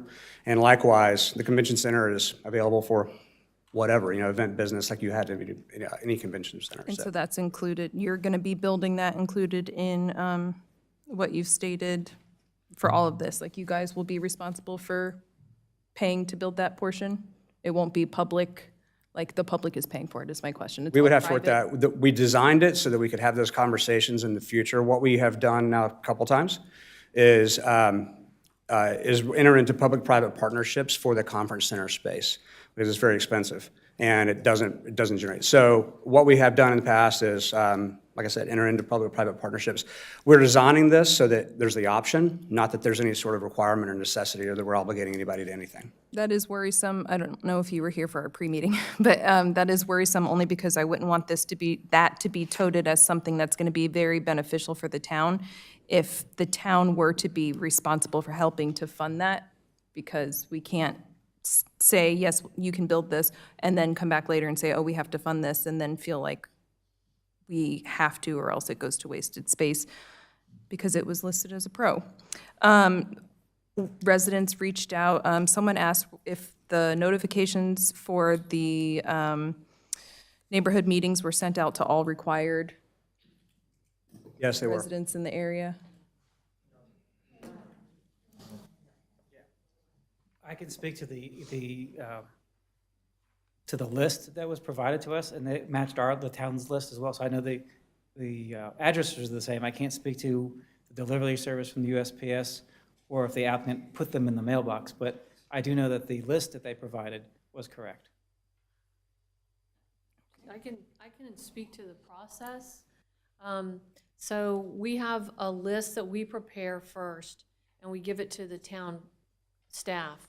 And in every single case, they review our list, and a lot of times they have comments and additions. And then we make changes to that list and send it back to the town for approval. And then that list is what creates all of the addresses on our envelopes. We put the same notice in each envelope, and the entire package is delivered and mailed at the same time. Was the HOA contacted? So the HOAs were notified. We actually had for the Greens HOA, we actually had 3 different addresses, and you use the address in the tax records.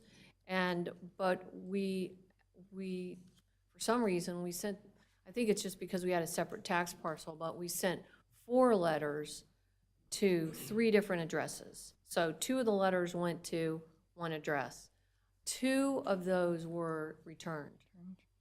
So, but 2 of them were not. Also, I think Tim mentioned that he has also been in discussions with the HOA over the last year. Okay. And our water infrastructure can handle this addition of a significant Correct. amount? There's no water or sewer capacity issues. Have you guys given any thought to purchasing the Regal land and using that for parking to avoid another taller garage? I know you can't give me all details, but. We have contacted the owner of that in the past, and they were not willing to sell for any sort of reasonable price, and because that property is cross-collateralized in a loan pool, it's not able to be sold individually until such time as the loans are matured. Okay. Do you have a brand of hotel in mind?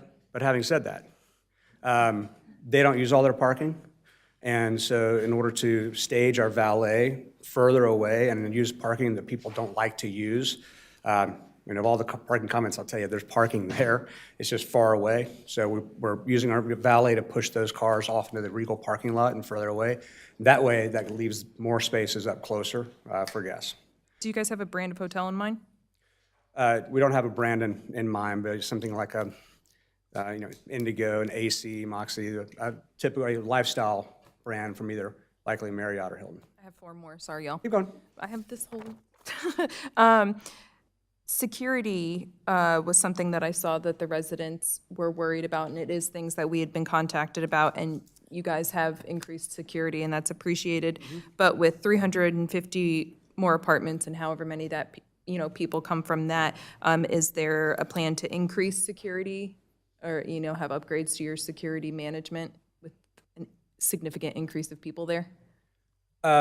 We don't really have many security issues with the residents on any of our properties. The security issue is heavy on the guests, and it's heavy with juveniles as well. Unfortunately, a byproduct of our success is that we are considered, people's babysitters at the same time. So most of our security increase is having to do with juvenile issues. And that's not Huntersville. Is every property in every city is exactly the same.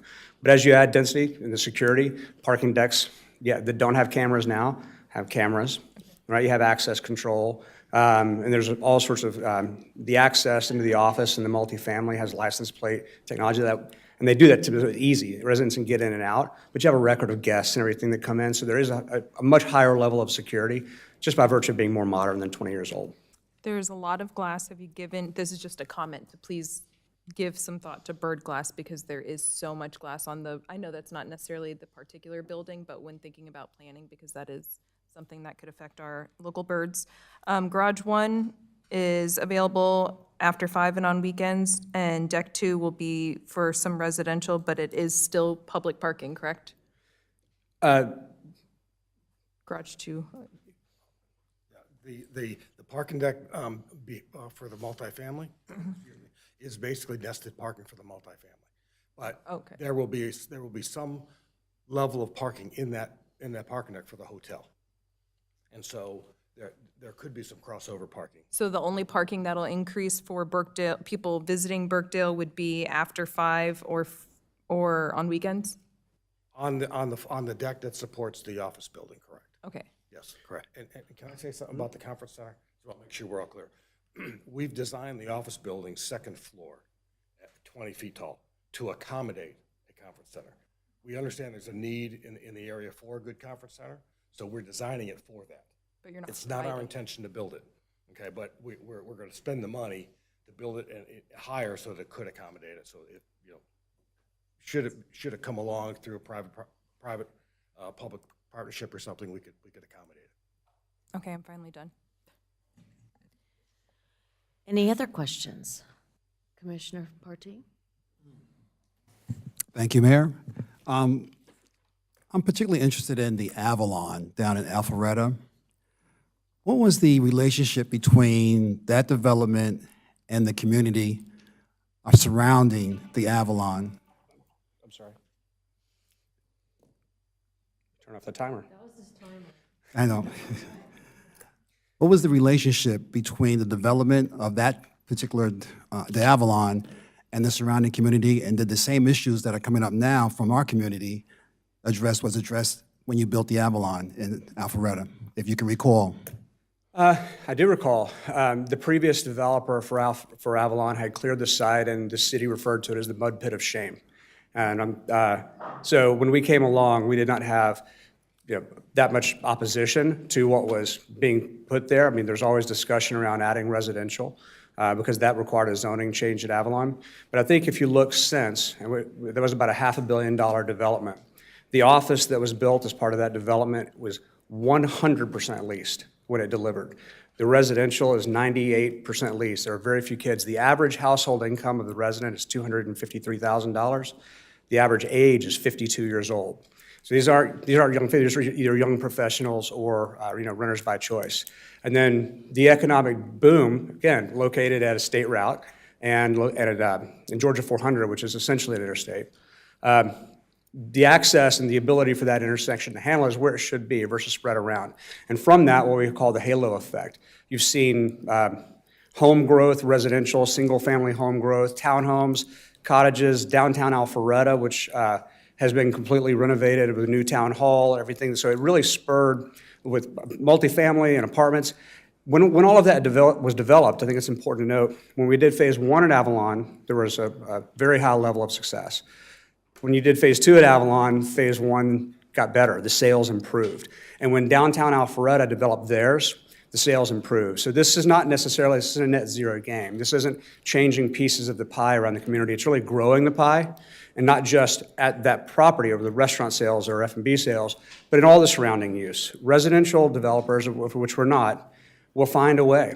They find a way to bring more walkable and density. So at Avalon, the majority of our original buyers, or should I say a number of our original buyers for the single family that someone else developed, were residents from the multifamily that wanted to move in there. So it's almost like a test run, right?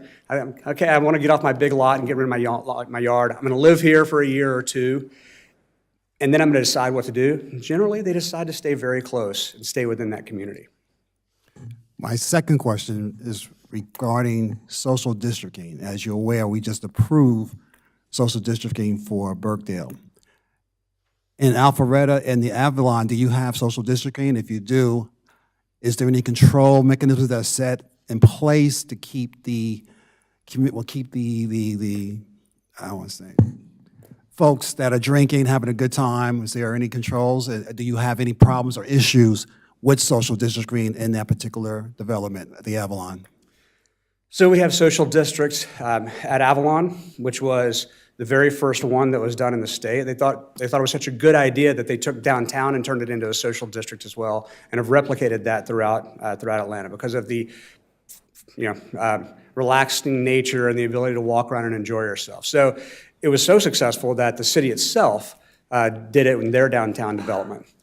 I can't think of really any issues we've had. That half a beer that you get to go isn't the difference between you being drunk or not. It's everything that has happened before that. So really, it's just about being able to relax and enjoy the plaza and handle it. We have the same social district at other developments, and we have the same kind of results. It doesn't inflate any of those issues. Thank you. Thank you, Mayor. Commissioner Munger? All right. One of the earlier questions I believe Commissioner Kovacs mentioned was about the convention space. If it were to be publicly funded, what privileges would we have over that particular space? I can only speak, there would be a very heavily negotiated agreement that would allow for what you need and what you want versus what I want. I can only speak to the one that we have done in the past, where the additional tax from the hotel market actually funded the conference center. So, one way or another, while it was a public-private partnership, it was the taxes on the hospitality, the hotel and the hospitality market that funded the interest on the bonds in order to create this, because it helps everyone, right? It doesn't just help the Avalon Hotel, it's filling up the courtyards and everything else around it. So there was a big community benefit, and that's how it passed through. So really, other than the good faith and credit of the city, it wasn't really paid for, right, that way. And then at that point, it was leased back to the hotel to operate, insure, deal with, maintain, and not have any ongoing obligations that, as municipalities, you typically like to avoid, right? The unknown commitments. So that's how that deal is structured. And there are privileges that the Convention and Visitors Bureau has and the city has, uses and this, that, and the other. I mean, it kind of varies. Okay. So, but the Convention and Visitors Bureau heavily uses it. Okay, and one option we would have, I believe, in North Carolina or for Huntersville would be specifically the tourism tax. Would be something that would probably be along those lines. And I apologize if you've covered some of these questions already and I may have missed it, but currently the Total Wine location, do we know what's going to happen there? No. Okay, well, here's what it is, I guess. What kind of impact do you expect on current occupants during the construction phase? On most of the current occupants, the painful part of the construction down the middle of the boulevard is over. That was the much more. If we can get a GFC outlet somewhere in the country to turn the fountain on, it would be over. So the sequencing of this, Commissioner Munger, is that I'll use the Barnes Noble would be demolished. That would be the staging area for the demo and construction of the parking deck behind it, Deck A. And then at such time as Deck A was up and delivered, that laydown and construction area would move into the parking that currently is there to support Barnes, right? So it's parking that obviously Barnes isn't using. It can now be used as a staging area in order to be able to build the office building. So we do plan around that. And then the other sequencing schedule, what isn't necessarily obvious, if you look at even the phase one, we could have moved forward with that in December of last year. Instead, we waited until January to do it, purely because of the holiday season, the shopping, and everyone engaging. This year will be the same way. We don't want to impact anybody's experience, even though this may be a couple years out. We don't want to impact anybody's experience. And when you show up on November 19th to go ice skating and light the tree, we want you to have a good time. All right, so that actually spawns a couple different questions that are related to that.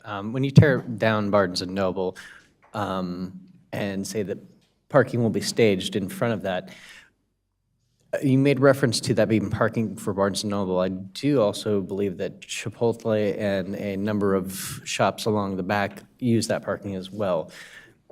Are they aware of the plans of what's going on? Yeah, and this would not impact the entire area, right? Just a portion there in the northwest corner. Okay. And you put down, I heard at least, 4 to 5 month construction time on each garage. Are there 2 total garages? And did I get that number right? There are 2. They would be not done at the same time. Absolutely, understood. Yeah. But I got that Correct. number right, 4 to 5 months. So for the 4 to 5 months on one, 4 to 5 months on the other, that's, let's say 9 months. 9 months, you're going to have some parking issues. What are you going to be doing to address that specific parking? Because right now, whether we agree or disagree, you have parking issues. And you're going to be eliminating a garage, a number of spaces. So what are we doing in the interim to address the parking issues during that time? So, first, during that time, we would enhance valet. We would push cars into the parking there in front of Barnes & Noble that's not currently used for a stage area. It's about 75 spaces that are retail focused on the ground floor of that parking deck. My second statement is a little bit more dire. We have to tear it down and rebuild it. Understood. Regardless of what happens here, from a safety standpoint, we're within 24 months of having to tear it down and rebuild it. So the 4 to 5 months is not a total time frame. It's design, drawings, a year of building it off-site before it comes on site and is essentially erected, which is why we can get it done so fast. Okay. Those have some pretty material issues going on. Let me just address the technicality of that just a little bit, please. Yeah, sure, no problem. Is that Barnes & Noble currently has about 80 spaces. 80? By code, they require about 80 spaces, okay, 80, 85 spaces, okay. When we tear that building, when they leave, those 85 spaces become available. There's 75 spaces in the bottom of the deck, which is public. So when we open that back up, all right, so Barnes & Noble goes away, the 75 spaces goes away in the deck, there's parking there in the surface lot. So theoretically, a net plus 10-ish?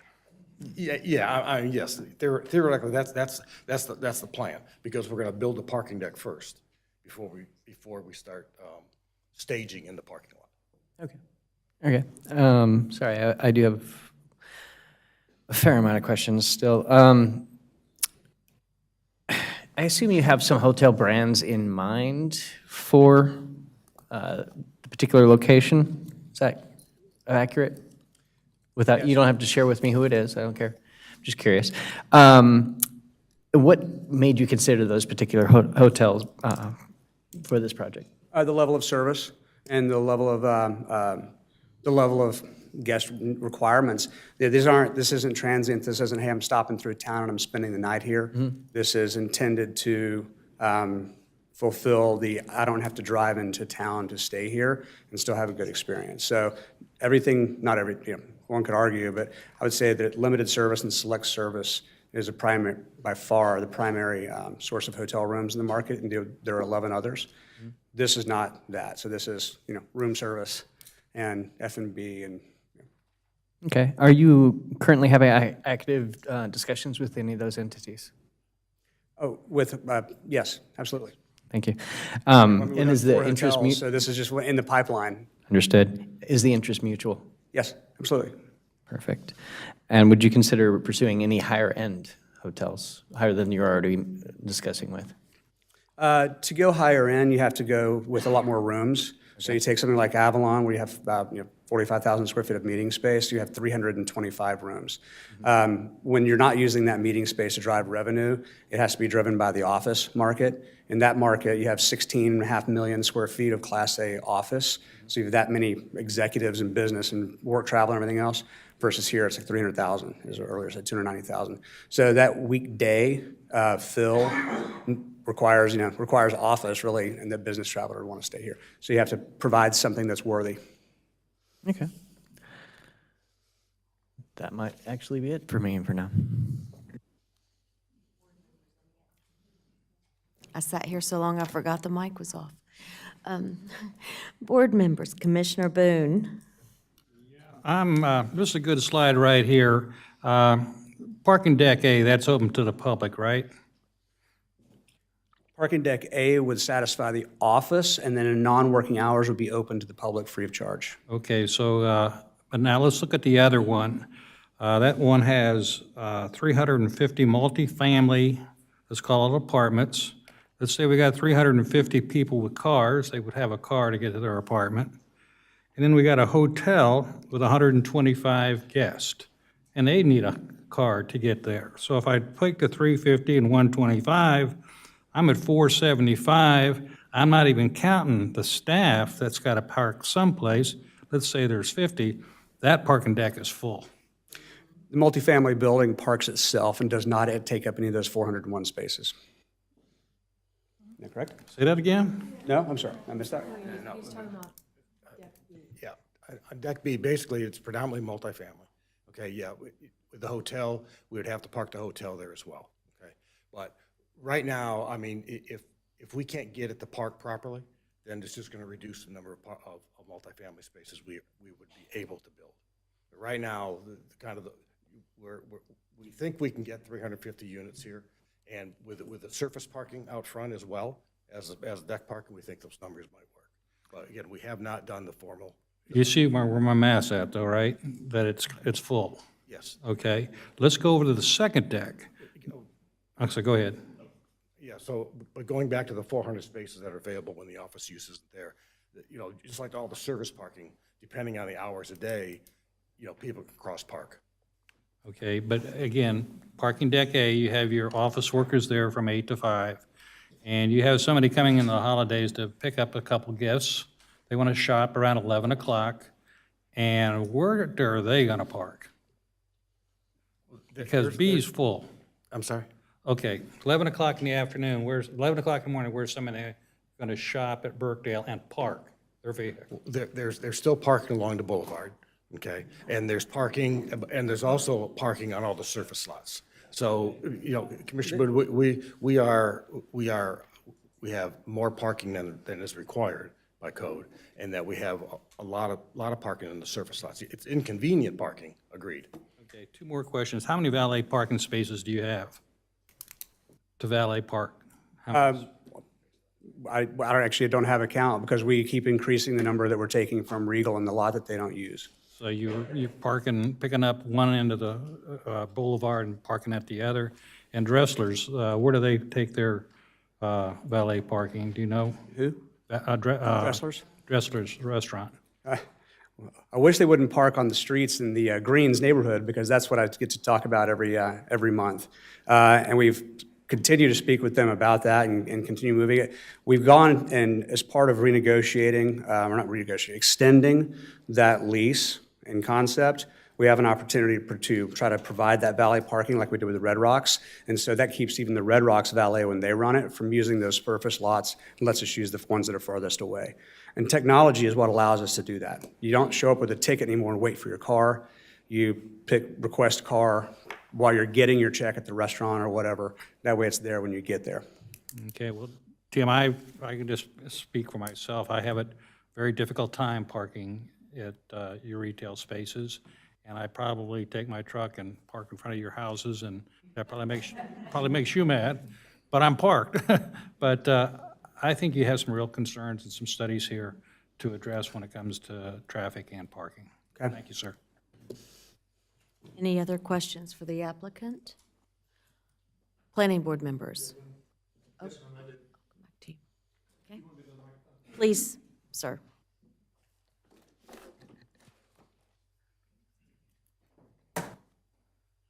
Frank Gammon, Planning Board, Madam Mayor, Commissioners.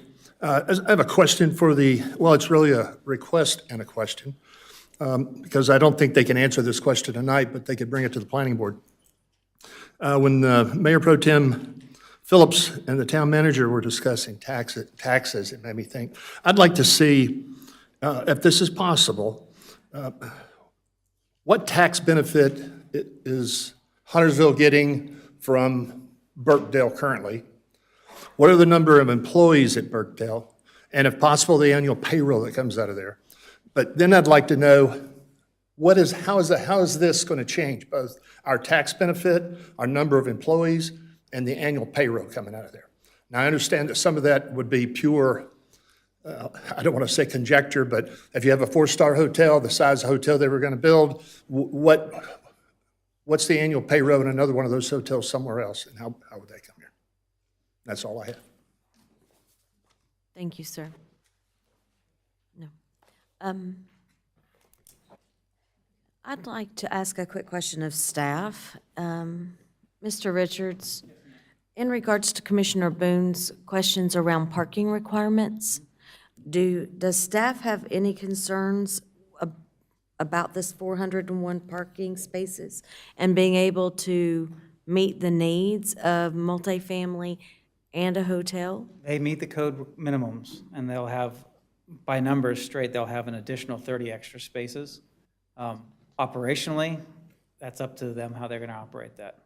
But number-wise, they have 30 additional spaces than was required to meet our minimums. Okay. Commissioner Munger, did you have another question? On the parking, we're happy to provide some of that math. I mean, there's spaces that are no longer being used for Dick's or Pier 1 that are here that are factored into that for that deck as well, as far as the capacity in that deck. But we'll get you some numbers on the rest of it, as well as we can also look at usage by hour during the day. And I would say if 11 o'clock you come in the shop, where do you park today? That's probably where you're still able to park. I'm sure that data would be helpful. Sure. And to point out too, I mean, they're asking for a maximum of 350 multifamily units. If they were to say build 300 and still do the 401, there would be some net gain there for parking as well. Right. So depending on how many they ultimately build, there could be some changes. Well, I'm sure there's a formula to it, and if, For every 1-bedroom unit, there's 1 parking space. For anything that's more than 1 bedroom, it's 1.5 spaces. So if they build all 1 bedrooms, or how they do their product mix will affect those numbers as well. if you wouldn't mind bringing that information back to the board, and share that with them, and along with the planning board, I think that would be helpful. Commissioner Munger. Sure. Follow up on Frank's question real quick. Just throwing out a number, $240,000 in property tax revenue per 100 million of increased value.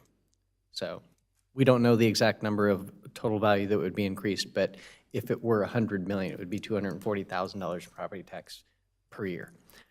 My other questions about financing. Given the rapidly changing financial landscape, do you have any concerns regarding financing this project? In this case, a little bit time is on our side. Given the environment, we, as I said, chose to extend Barnes & Noble for a couple of years in their space. That pushed it to January of '27, at which time we would be able to commence that. During those 2 years, hopefully, I think the capital markets quietened down a little bit. And then, like I said, Dick's is a 5-year extension, so that's kind of the time frame there. As far as the hotel, that's actually the most near-term and viable use. Financing is available. We're in the market now to finance another $130 million hotel. This would be more like 70, 80. In the market to do that, and we're not, the leisure market has provided a better bet than the office market for these days, for example. Okay. But that is a valid concern, one that we have time to deal with. Sure. One of the issues I know that came up, and I apologize again if I missed this, but some of the on-street parking has been eliminated, and it's been an issue that has been especially hard on people of handicap. And my understanding is you do provide free valet for handicap. Can you confirm that, or is that something I just misheard? Yes, we do. Good to hear. That's it.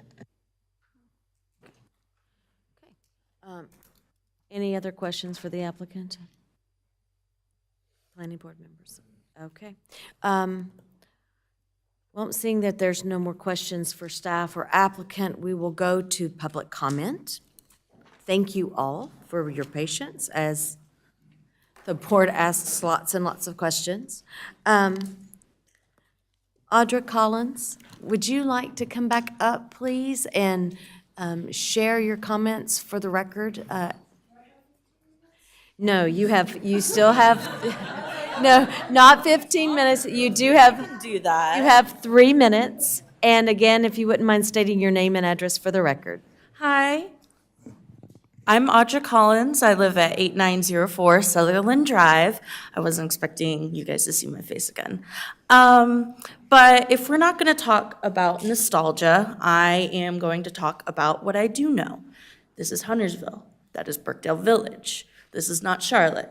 This is not Uptown. I know if I want to go to Birkdale, I'm not looking to see an office building. I'm not looking to see a hotel. And it sounds like if there's going to be negotiation, it's not even, the convention center is not even open to the public. If there's gonna have to be negotiation for it to be open to the public. And yeah, no, I don't go there for office buildings. If I wanted to go to an office building, I'd spend 20 minutes driving and go to Uptown. I don't think it's fair. And then also considering that for 4 to 5 months, we would have to park around. And then, oh, there was something else that I wanted to say.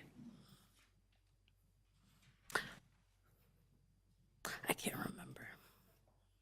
Yeah, anyway, so there's that. But that's all I wanted to say. You know, this is Huntersville, not Charlotte. I want it to stay in Huntersville as it has been for the 23 years that I have lived here. And that's it.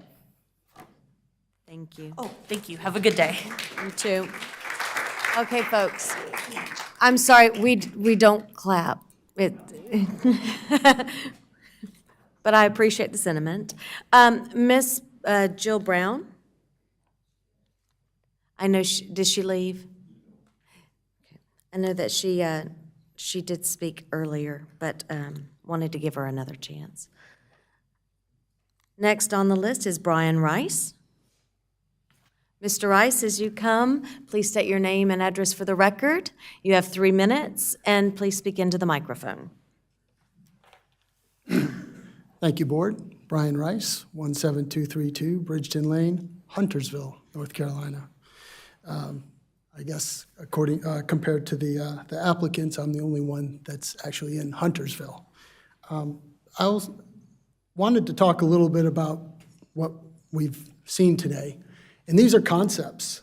These are developers. I think in the pre-meeting, we heard that developers kind of want to tell you what you think you want to hear, right? So, and I can't predict the future any more than anyone else, so I'm just going to stick with facts. So I was in that first meeting at Pier 1, which is now Girls Supply, when we first talked about all the things that was going to change in Birkdale Village. Talked about small changes. There were going to be more stores, right? There was going to be less space, right? So there's less green space, not more. There's less parking, not more. In fact, even in that meeting, I remember when we talked about parking, it was dismissed that, oh, we don't have a parking issue. We don't have a parking issue. For those that know that address, I actually live about 200 yards from Birkdale Village in the Greens, okay? So that's a fact. That's what I know. They told us it wasn't a problem, but we did get something. Maybe we don't get lights with all these, this big building that we're going to get, but we did get noise. Now we have that great big television, right, and all the noise that comes with it. So what I'd say is that we have a parking issue, right? We have a traffic issue already, right? I saw the 73 is going to be built, but we all know how long that sometimes takes, right? So I would be certainly like to see that happen before we do further development. They told us that it'll be one bedroom, 1.5 bedroom, but that's what they'll say. When it push comes to shove, if it's a 2 or 3 bedroom apartment, guess who's gonna live there? Families. What's that gonna mean? Schools. J.V. Washam is the 5th biggest elementary school in North Carolina. You already heard how overcrowded we are, right? Let's hear from CMS to see what they're gonna do to make sure that we actually have room for our kids so that they can grow up. The third thing I want to say is safety. This is the biggest concern. So yes, there has been increased security, and we do appreciate that. But it's not been enough. It's not been enough. And frankly, with what we have in Huntersville right now, the 911, which is what the police, who do a fantastic job, tell us to do, is call 911 whenever there's an issue. But the dispatch isn't in Huntersville, it's in Charlotte. And so many times, we call, we don't even get a response, but that's what we're told to do.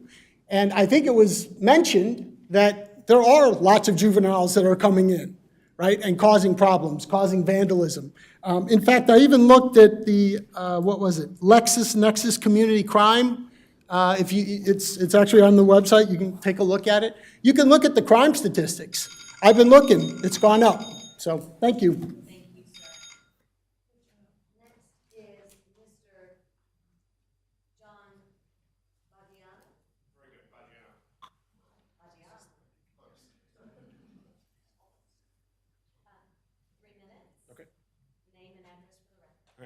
My name is John Baggiano. I live at 17318 Inglewood Lane, Huntersville, in the Greens at Birkdale. Thank you for letting me speak. I helped facilitate a community meeting in the Greens that had about 80 residents, and then we did a community survey with about 160. So rather than bombard you with a line of speakers, I was going to summarize some of the results. Single biggest, so in general, there's a wide diversity of opinions. Most people are supportive of continued investment in the village. So it's not entirely a no, there's a lot of details that matter. Curb cuts for deliveries, like if you're building apartments and hotel, like where are people checking in gonna go? Where is Amazon deliveries, FedEx deliveries? What about moving in and moving out? Like right now, those roads are not wide and they're already backing up. Townley backs up out of Sam Fur. And so the traffic management is the biggest thing. And then traffic was hands down the biggest.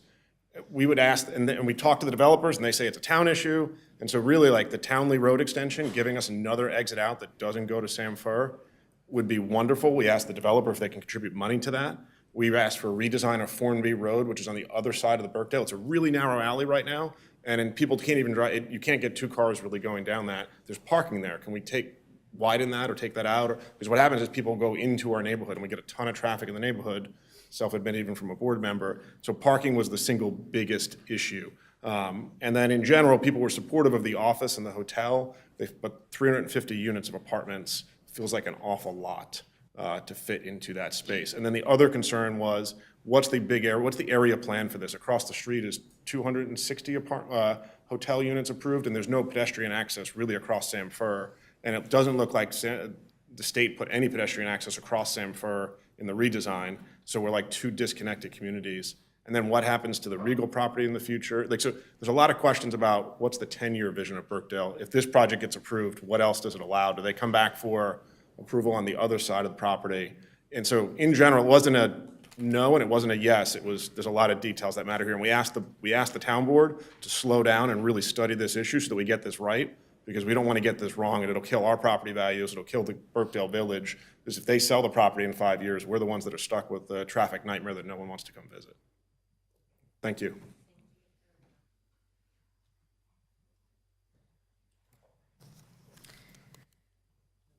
The next person who has signed up to speak is Kim Zarazadias. I know I butchered it. I'm sorry, say it.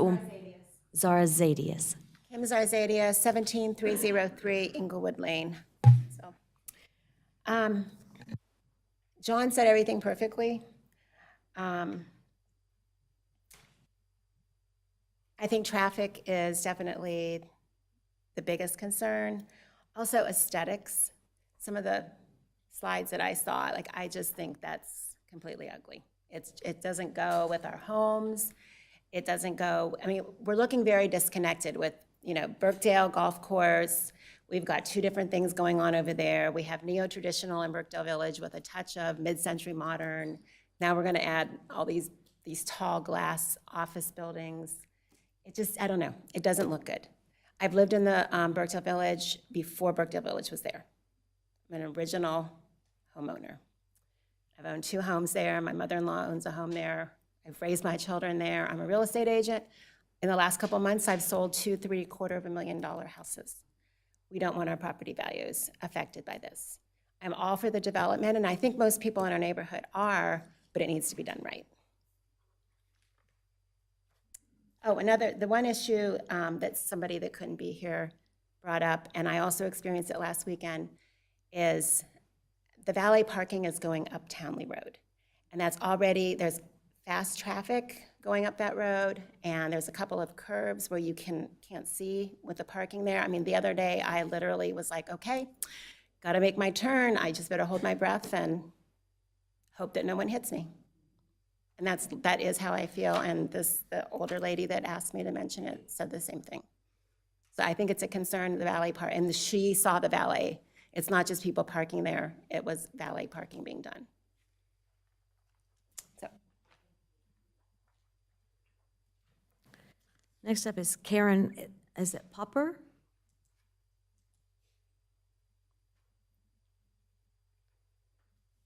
Hello. Hi. Karen Poppin, 17018 Carlton Way Road, and that is in the Greens. 3 brief concerns. One is traffic. I live in the village. It's almost impossible to get out of the village at certain times of the day, and Samford is backed up tremendously.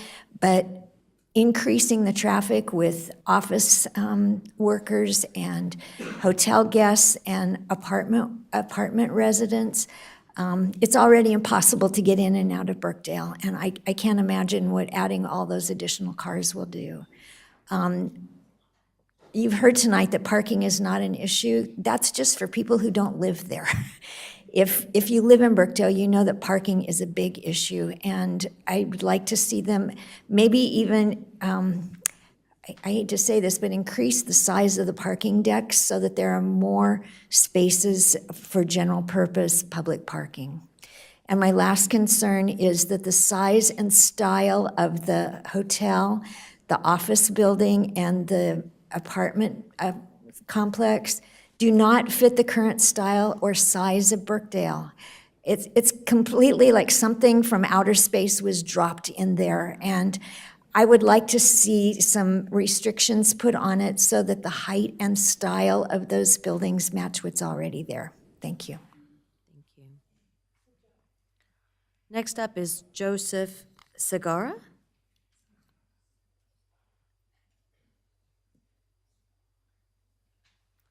Good evening, sir. Thank you for joining us. You have 3 minutes. If you wouldn't mind speaking into the microphone and state your name and address for the record, and please Okay. tell me I did not butcher your last name. Okay, I'm Joseph Segara. I live at 9919 Cockerham Lane in Birkdale here, where the golf course is, okay? Where hole 13 is, okay? Aside from that, I'm on the Architectural Review Committee of the HOA. I've been on there for at least 10 years. My family and my grandchildren all live in Huntersville. We all have single-family homes. That's what we came here for, and that's what we'd like to continue to see. We don't want to head toward big city. I came from New York City, so I'm not interested in seeing high-rise buildings such as they're proposing. I think it should be fitting to the ambiance that most people here in Huntersville and Cornelius want, which is single-family homes for the most part, okay? Maybe multi-family homes, but I don't think you want to head in the direction of a 10 or 12-story or 145-foot building, especially viewing it from Sanford Road, since that view is not really, It's not like seeing the Statue of Liberty, you know? So, aside from that, my friends in the community have all encountered the same congestion problems, and we really didn't like to see Pier 1 leave. We don't want to see Total Wines leave. If anything, we participated to really support all the stores that were there, because those were our local community stores that we can be serviced by, but we enjoyed being there in that community. Moving toward a citified type of structure is not that's not the direction we'd like to go. If anything, I'm really sad that the Cork and Screw is leaving, that Total Wines is leaving. I mean, do I really need to drive up to Cornelius to go to Total Wines? You know, Cork and Screw has been there for years, since the beginning. I'm just surprised, you know? Pier 1, I used to like to buy all those Christmas ornaments and all. So my wife likes to go to Lofts and to Talbot's and stuff like that. So I think we have to really take a look at the direction of where we want to go as a community. And you, as our representatives, we depend upon you to really have that view. What does the common person want? Are we really looking to commercialize the area or not? Thank you, sir. Thank you. Next up is Dawn Snow. Ms. Snow, you have 3 minutes. Hi, I'm Dawn Snow, 8132 Evanston Falls Road, Huntersville. I'm a longtime resident homeowner in Birkdale Village, and like many people in the neighborhood, I bought there for the small town feel. I support reasonable development and growth. However, the scope of this project is overkill and it's just way too much. First of all, the proposed 12-story hotel and 7-story office building does not fit with our character of our village or our community at large. It is too intrusive to the neighboring communities and will affect the privacy of our neighborhood and property values. Our neighborhood was designed as a neo-traditional mixed-use development, and the current zoning was put in place to protect our community from tall multi-story buildings that do not fit with the character of our neighborhood or town. Secondly, we are already surrounded by apartments everywhere we turn. We do not need 350 more apartments in this area, and higher apartment density brings more traffic and oftentimes more crime. Additionally, we do not have the infrastructure in place to support the increased level of traffic a project like this will bring. It is already difficult to get out of our neighborhood, and it's getting worse every day. If this project is approved, it will soon look like Exit 36 in Morrisville. Besides forever changing the character of our village and creating traffic gridlock, a project of this scope will result in increased noise, loss of retail, increased crime, and long-term construction. In short, it will negatively affect our quality of life and could decrease our property values. Please do what is best for our community and town. Please deny this rezoning request and allow development in Birkdale Village that maintains the character of our village. I would also like to make you aware that the planning staff has not enforced the town ordinance for conditional rezoning, which requires an applicant to hold a community meeting at a venue in close proximity to the project site and to give proper notice to the affected HOAs as defined in the town ordinance. And I have never heard of any mention of this project in the monthly meetings from the developer. The property managers of our HOAs have confirmed that they did not receive any such notices from the applicant. This deprives neighbors and property owners who are most impacted of the opportunity to ask important questions. And I verified that the addresses match the tax records. Don't you think it is important to enforce this part of the ordinance prior to voting on this rezoning request? And what can you do to enforce this? And I also have, I have 7 of them here for the commissioners and the mayor that have the emails that verify that no notices were received from the HOAs, along with the addresses that they were sent to. Thank you. Thank you, Ms. Snow. Next up is Paul Allen. Mr. Allen? Thank you for coming this evening. You have 3 minutes, and if you'll state your name and address for the record. Okay, thanks. Paul Allen, 17604 Invermere Avenue in Birkdale Village. I'd just like to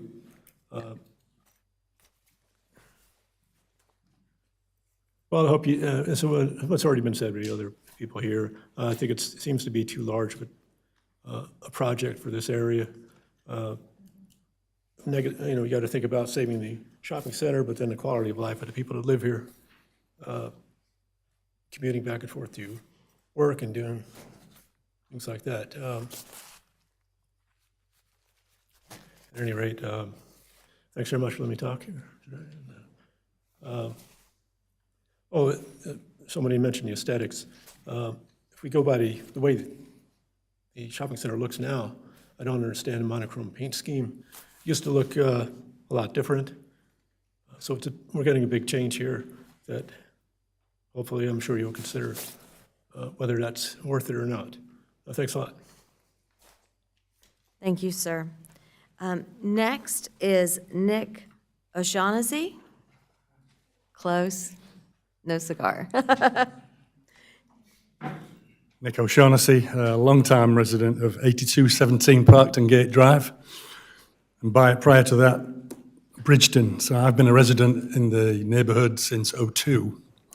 Before the Corkscrew was Barone's, so I go back that far. The memory's still working. Okay, I'll take you back nostalgically to the 90s, because I was a land planner and a rezoning consultant, and I did a lot of plans in the 1990s. And I worked with Anne Hammond, who was Mr. Simoneau's predecessor, and we formed a little new urbanism group for Mecklenburg County, including all the towns in the north. And we got together at weekends, the town planners of Davidson, Huntersville, Cornelius, and including the guys in Charlotte. We weren't too proud. We let them in. And the new urbanism was the buzzword of the day. And the town of Huntersville embraced Andres Duany and Plato Zybeck's DPZ's concepts. And they redesigned their ordinance to a neo-traditional ordinance using a fellow British person, David Walters, who was a UNCC professor, and he rewrote the ordinance for neo-traditional, pedestrian-friendly, pretty-looking, you call them whatever you want to call them. To me, it was a French boulevard with beautiful human-scale buildings of a texture and a scale and an ambience that made me feel comfortable. I didn't feel out of place. I came from a big city in England. I didn't want that again. I've lived in Charlotte, didn't want that. So Huntersville and the little towns around here, bit of history, decided they didn't want to be suburbs of Atlanta. And that's why we rewrote the ordinance. And the first example of that ordinance was Birkdale Village. It was a flagship for DPZ and Andres Duany. He did a project in Seaside in Florida, which is a slightly different physical location, but this was his flagship. And these guys, I don't think, understand that flagship. They don't understand scale, texture, ambience, and a general feeling of comfortable town, village within a town. This is Huntersville, like the previous person said. It's not Charlotte, it's not Alpharetta, it's not Atlanta. God help us if it was. I don't need to say any more. And with regard to the parking, if you're talking about details, the town's parking requirements, as minimal as they are, and with all due respect to the guys behind me, they don't work in the real world. 2 spaces per 1,000 is really 5 spaces per 1,000 for retail and 3.5 for office. Thank you. Thank you, sir. The last person who has signed up to speak this evening is Carrie Edelstein.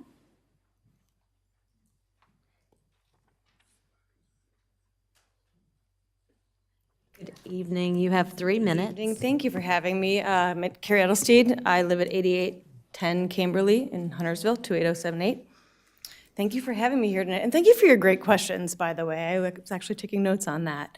I want to first +1 to a lot of things that have been said, especially about aesthetics and the lack of continuity in the design here, as well as the traffic and the lack of expansion of Townley and some of the roads going in and out that stand to be way more crowded with a 12-story complex.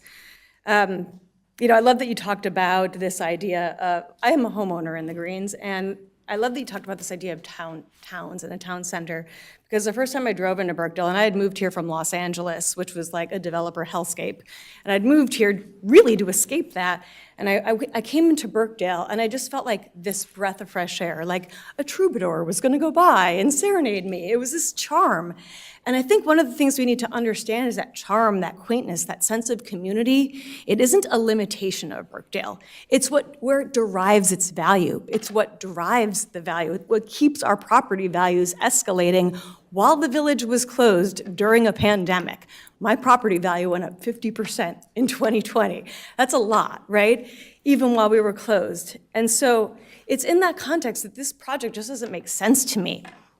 I want to start with what to me is the most confounding piece of this proposal, which is office space. Because I myself am a business owner, and I've got some pretty big clients like Google and Verizon, so I deal with both small and large business. And I'm also a business owner in the data space, so I love data points. And here's a fun one that I read in a report last week. 73% of office employees now expect to work either entirely or partly at home moving forward. We've got a project that's basing itself on this idea that we want Class A office space, but I have to tell you, as a business owner, that's not something I'm looking for. I have people who, when I'm trying to recruit, who want to work from home. They don't want to go into an office anymore. And this to me feels like a proposal for 2019, not a proposal for 2026. And furthermore, the kind of large company that can absorb the cost of office space, even if employees don't fully utilize it, why would they not want to be in Center City, where there's more access to public transportation, where they can recruit from South Charlotte, which has a much bigger potential employee base than up north in Mooresville? It doesn't make sense to me. And so every time this plan gets discussed, I find myself asking the simple question of why? Why are we even considering this? What's in it for us? Why are we assuming it might even be successful? To me, it seems like it's just here to destroy the beauty and the charm of Birkdale. It's going to saddle us potentially with an office park that turns into a ghost town, given the way the economy is going, cripple us with traffic congestion, and as you saw in some of the reports you provided to us, and thank you for that, overcrowd all of our schools. It strikes me as the same bad decision that was made building toll lanes on 77 or overdeveloping Cornelius, which didn't turn out well in the end, and I don't want to see that for Huntersville as well.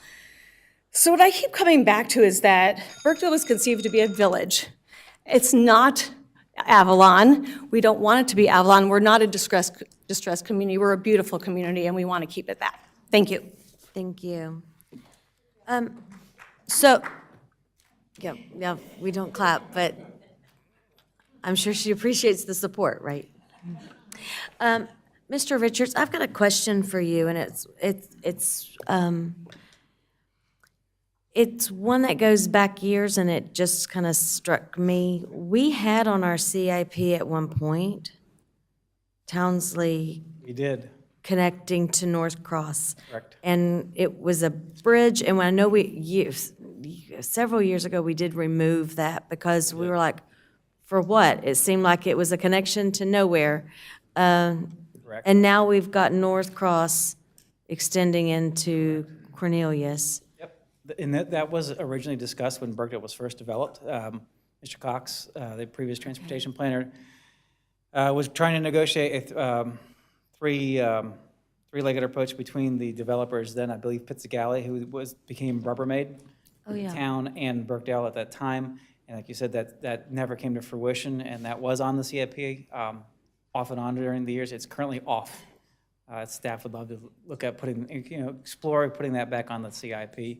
Hopefully we can work with North American and the owners of, the now owners of the Rubbermaid complex. Maybe we can work out a public-private partnership. If not, we can always explore, CARPA money, there's lots of different avenues we could look for funding. Okay. I don't know how many, I think a couple of folks up here remember that project. So it just struck me and I went, It was on for a number of years and it was removed. I don't remember how many years ago it was removed. yeah, okay, thank you. Sure. Commissioner Phillips? So I'm going to put the applicant on the hot seat, and I'm very sorry to do this. There's a lot of concerns up here and questions, a lot of concerns and questions out there. Would y'all entertain doing another public meeting by chance?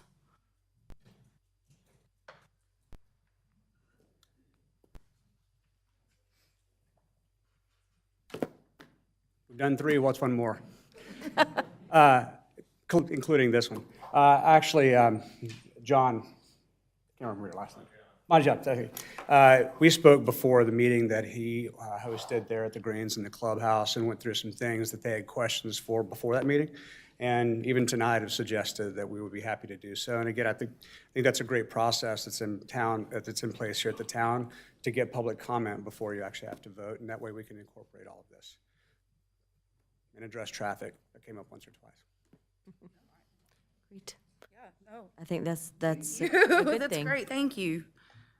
All right. Are there any other questions before I close this public hearing? I know, but I had to ask. Thank you. Thank you, sir. The public hearing is closed. I'm sorry? Can we do actually, yes. Folks, we are going to take a 10-minute break to allow those of you who would like to leave, and for the board to grab something to drink.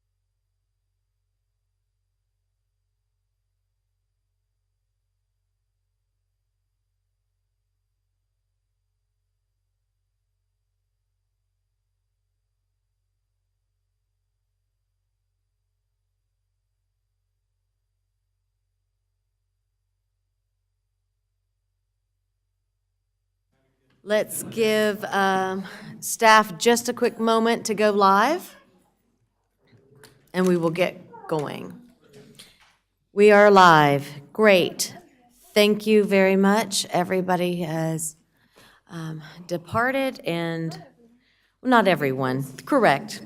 And we have water, fresh water at the dais, so that's a great thing. Let's move on to our last public hearing of the evening, petition TA 22-07.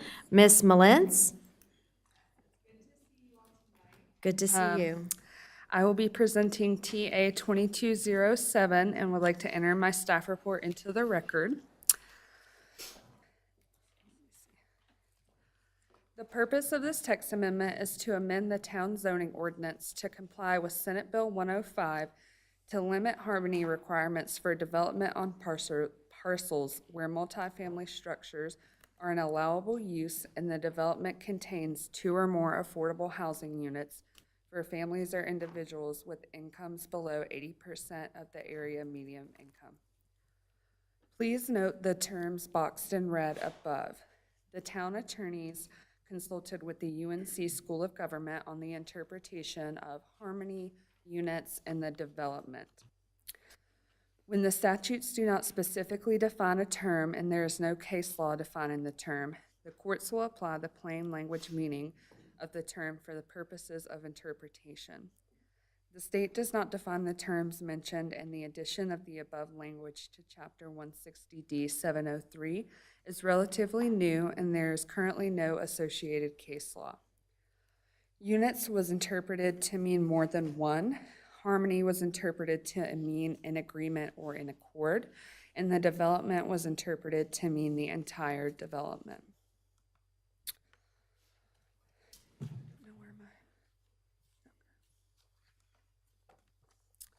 The town zoning ordinance has compatibility, or what is commonly referred to as harmony standards, for new development regarding massing and architectural features.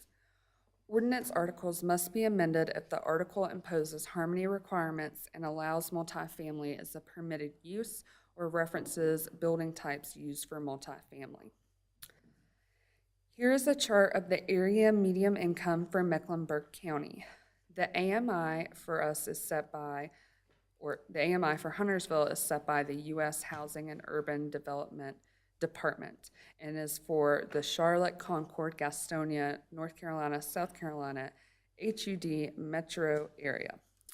Here you can see the 80% area median income for families of different sizes.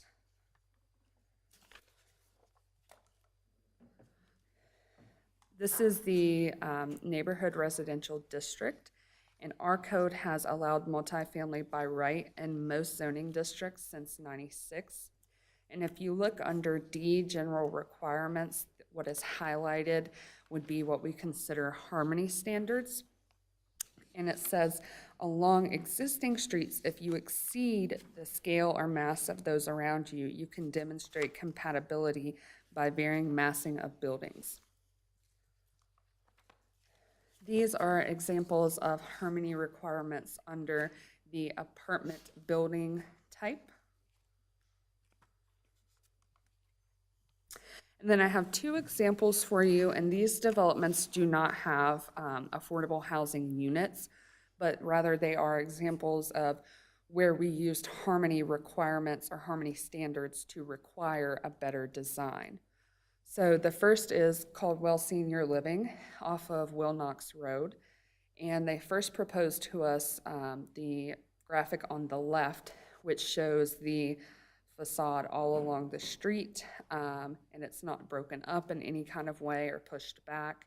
So that can tend to create like a large looming effect on the streetscape. And through those harmony requirements, we got them to push a section of the building back.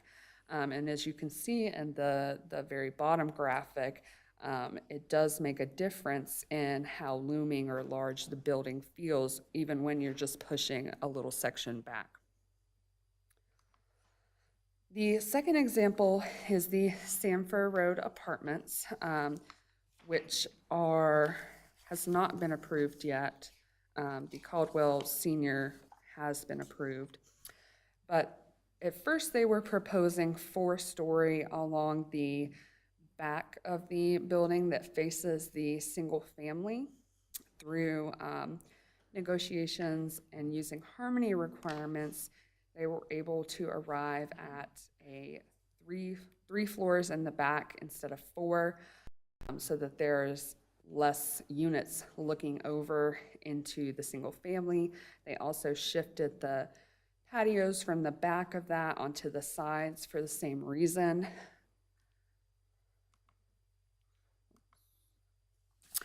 And then this is the example of the proposed language being added into the neighborhood residential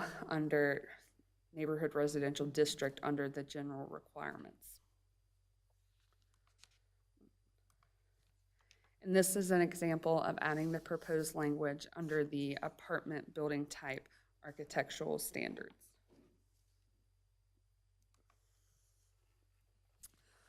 Before I go through this slide, I just would like to make a point that if a development containing these multifamily dwellings elected to include 2 affordable housing units below 80% AMI and not be subject to the harmony requirements, this is something that would be noted on their approved development plans. And the town is not responsible.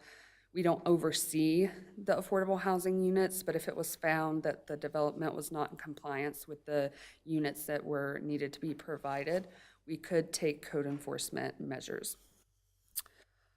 The Huntersville Ordinances Advisory Board recommended approval on September 1st. Planning staff is recommending approval of the text amendment to comply with state legislature. We do have concerns about how this will impact how the amendment will impact our development in the future, though. The planning board is scheduled for October 25th and the town board decision for November 21st. Please let me know if you have any questions. Thank you. Thank you. Commissioner Kidwell? Yes, thank you. Maybe you said it, maybe I missed it, but how many units would be, they could just do one, just 2 units?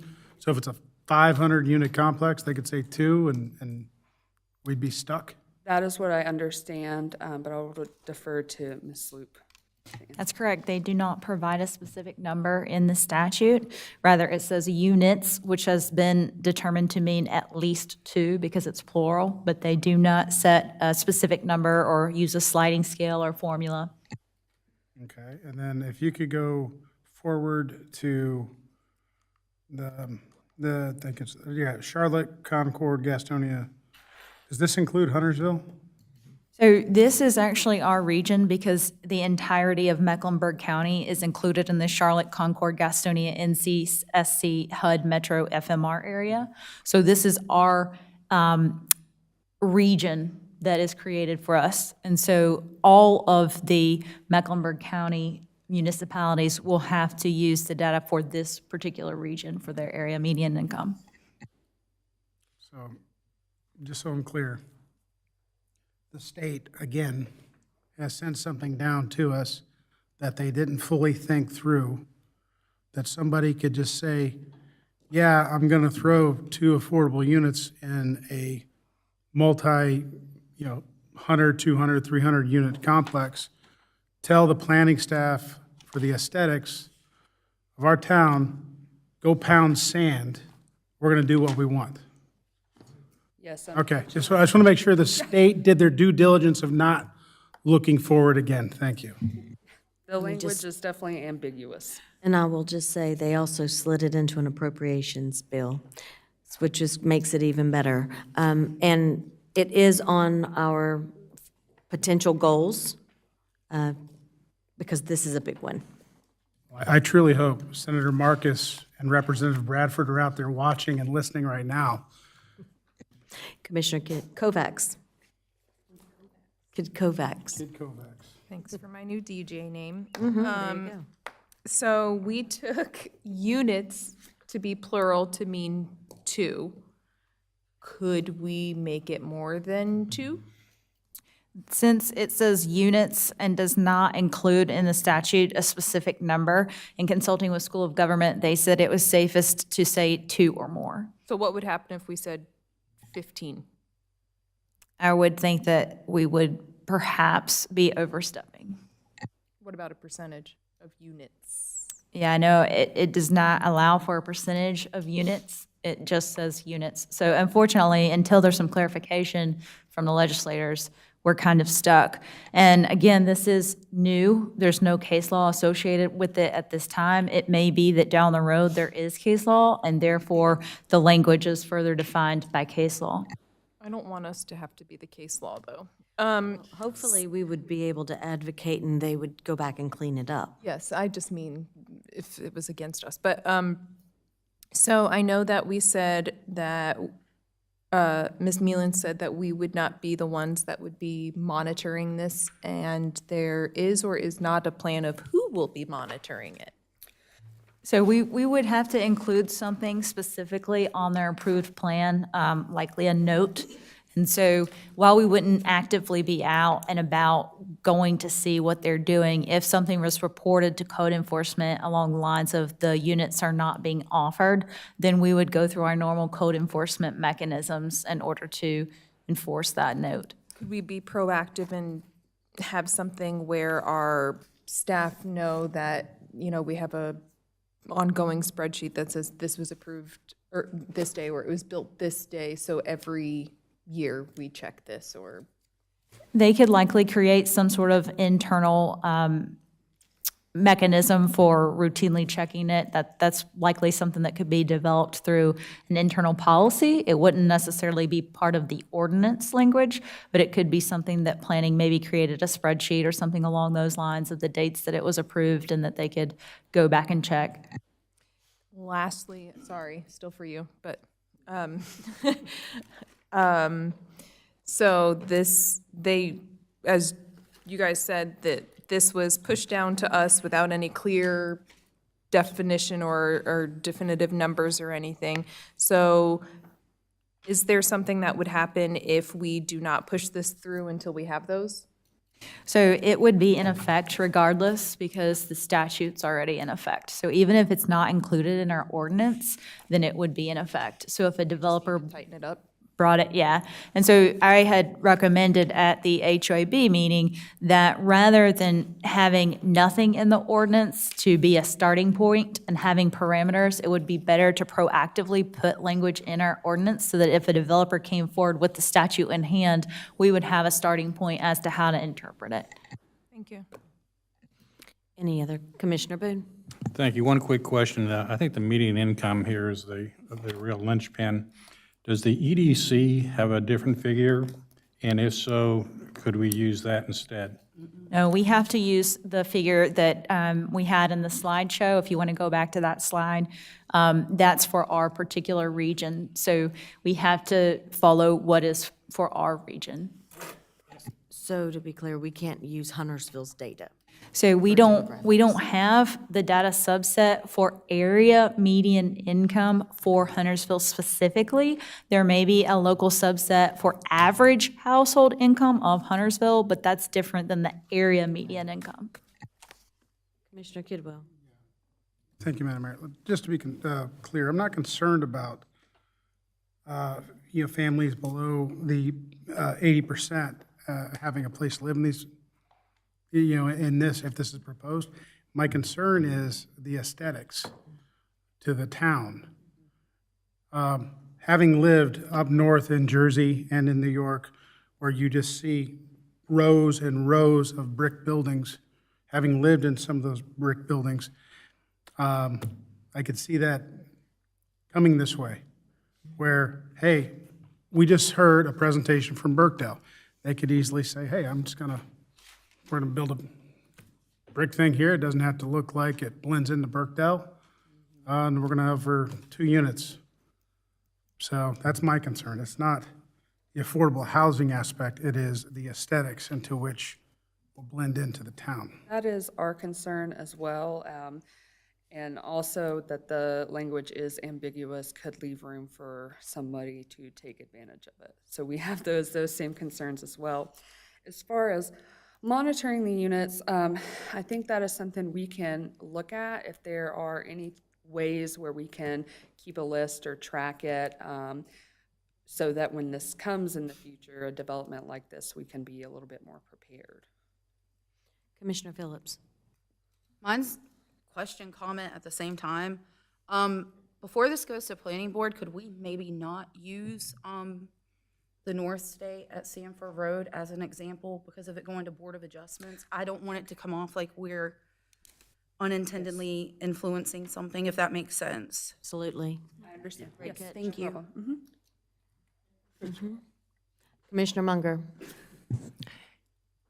Yeah, I'm going to go out on a limb and suggest that we tempt fate and put out some specific numbers. I know that there is no case law about it. Case law will occur. I'm a fan. I mean, we got to pick, if they can build a 500-unit building and make 2 of them affordable housing, which again, as Commissioner Kidwell, I believe, has clearly stated that it's not about we're against affordable housing. I would, in fact, if it's 500, I want like 50 affordable housing. And not 2. 2 is ridiculous. So I want some actual, well, I say tempt it. Let's do it. Ms. Sloop, what are your thoughts? I would not suggest that.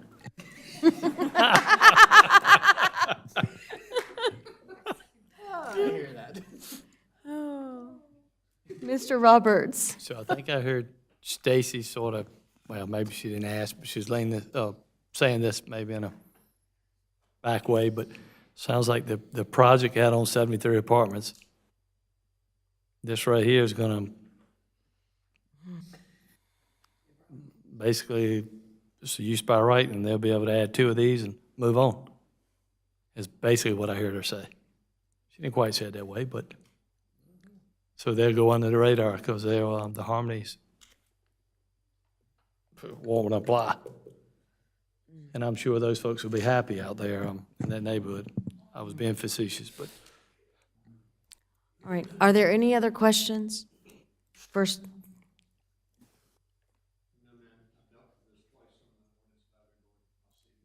Okay, sir. Thank you for that. Well, seeing no other questions, I will close this public hearing. Thank you very much, Ms. Mullins. Thank you all. Have a good night. You too. We will now move to other business. Item 10A, bulk feeder projects material purchase. Good evening, sir. How are you? Madam Mayor and Commissioners, thank you. I'm here tonight seeking the board's approval to purchase lots of materials for bulk feeder projects. What we're facing in the electric industry is extended lead times and limited manufacturer slots to place orders, and we're trying to project as far ahead as we can and get orders in the works with the understanding that some of these items that we're requesting won't be delivered for up to 49 weeks. So Oh, wow. we need to take proactive steps to get these things in the works now so that we'll have the materials available when they're needed. All right. Happy to answer any questions. Thank you, sir. Is there a motion? Motion to approve. There's a motion. Commissioner Kidwell? I know. I'll wait till Lance has, Commissioner Munger asks his questions. No, he. Oh, I had a he motion fully written, but you're good. All right, cool. So, all right, so there was a motion by Commissioner Kidwell, and I believe Commissioner Kovac seconded that. Is that correct? Yes. Thank you. Any discussion? Okay, all those in favor? Oh, was that a question? Or ready for a vote, Commissioner Partee? I was voting. Okay, all right, just making sure. All right, and I'm sorry, I didn't see down here. All those in favor? Any opposed? Seeing none. Motion carries. Next item, 10B. Thank you, sir.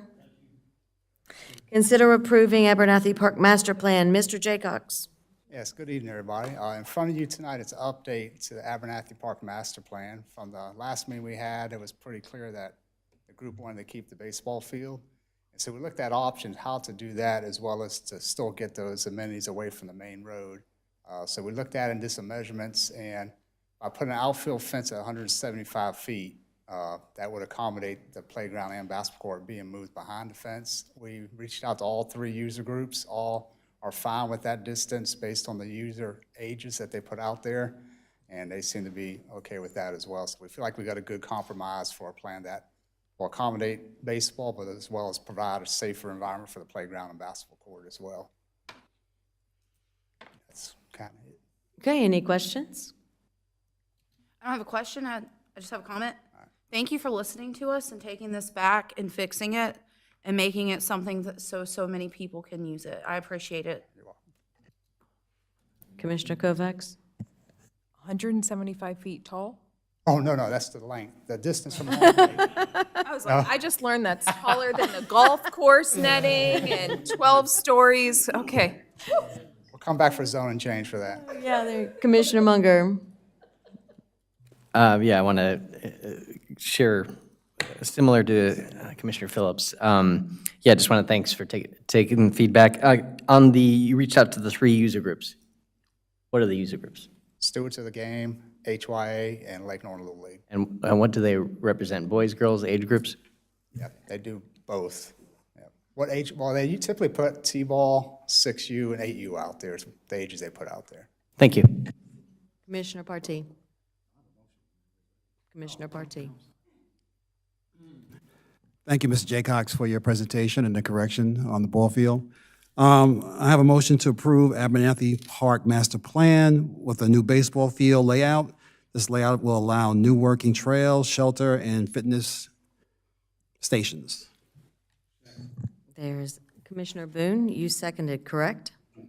Thank you. All those in favor? Any opposed? Seeing none, that motion carries. Mr. Jaycox, I have to tell you, I looked at that, that park design that you had that was just up here, and my first thought was, it's Blue's Clues ball field. Oh, yeah. Which tells me it's getting late, and I'm reverting back to having small children. But, okay, no, please, no, please. All right, let's move on to item 10C. Mr. Roberts, fiscal year 23 goals. I'll try to be brief on this. Hopefully, Mayor and Board, you've seen these before. They came from you and sort of consolidated them into one package here before you. Either the mayor and I or myself either met in person or through a Ring Central, et cetera, to go through these. More than happy to answer any questions, but these are your goals that ultimately I will take on and help try to accomplish. I'll be more than happy to answer any questions, but you can probably answer them better than me because, you know, you came up with them. All right. Is there a motion? Commissioner Boone. Motion to approve the fiscal year 23 goals for town manager Anthony Roberts. Second. There's a motion, there's a second. Any discussion? Seeing none, all those in favor? Any opposed? Thank you, that motion carries. And we will be creating something to get that online, share out to the community, correct? Kim will handle it. Kim will handle it. All right. Item 10D, ratify previous action. Consider ratifying previous action of the town board taken in closed session allowed under the North Carolina Open Meetings Laws to award a 3.5% merit increase for the town attorney based on market analysis and performance evaluation. Is there a motion? Madam Mayor, I'd like to make a motion that the town board's action taken in closed session allowed under the North Carolina Open Meetings Law to award a 3.5% merit increase for the town attorney based on market analysis and performance evaluation. Is there a second? Second. Thank you, Commissioner Munger. All those in favor? And those opposed? Motion carries. Item 10E. Oh, I'm sorry, you're right. Oh, we're at the end, folks. That's right, we pulled that item. Thank you for that catch. All right. Let's go to mayor and commissioner reports. mix it up a little. Commissioner Munger. I knew I'd get in trouble for laughing. Taking a cue from Commissioner Kidwell, I want to give a shout out to my wife. 9 years ago tomorrow, I still remember standing on the beach, looking over and seeing the wild horses come up over the sand dunes, and then turning just to see you walk towards me. It still gives me chills. Best day of my life. Thank you for saying yes.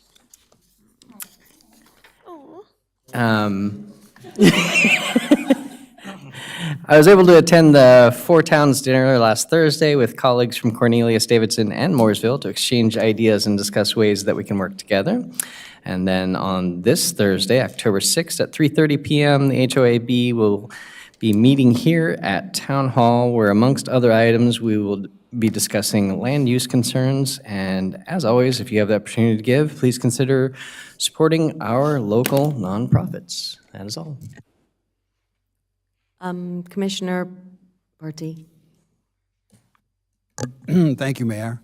First, I want to bring awareness that October 1st to October 31st is Breast Cancer Awareness Month. And just in recognition of my family, my friends who are battling breast cancer and who have had breast cancer. I'm also a cancer survivor, and I will always advocate for early exams, especially when those men and women have a history of family cancer diagnosis. Also, tomorrow night, we have National Night Out from 5 p.m. to 8 p.m. Tuesday at Huntersville Athletic Park. It's a great night out to mingle with our police department, our Huntersville Police Department, and see the equipment that they use to protect and serve our community. As always, I will advocate for gun safety, especially in homes where guns are stored and children are present. Accidental and intentional discharge causes serious injury and death. The Huntersville Police Department has free gun safety locks. Organizations and individuals can contact the police department or contact me at dparty@huntersville.org. Let's be child safe, and I will reach out to the chief and the police department to have some gun safety locks tomorrow for National Night Out. Finally, I want to bring awareness to the nonprofit organization named Cool Kids Clubhouse in honor of Dan Jensen, located here in Huntersville. Cool Kids Clubhouse is devoted to improving the quality of life for pediatric cancer patients. Check out their website, and if you can, donate. That's it, Mayor. Thank you, Commissioner Kidwell. Thank you, Madam Mayor. Commissioner Munger, happy anniversary to you and Amy. Congratulations on 9 years. CRTPO met earlier or last month.